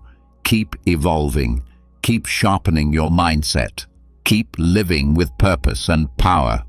Apply these truths not just in your relationships, but in your work, your habits, and your goals, everywhere.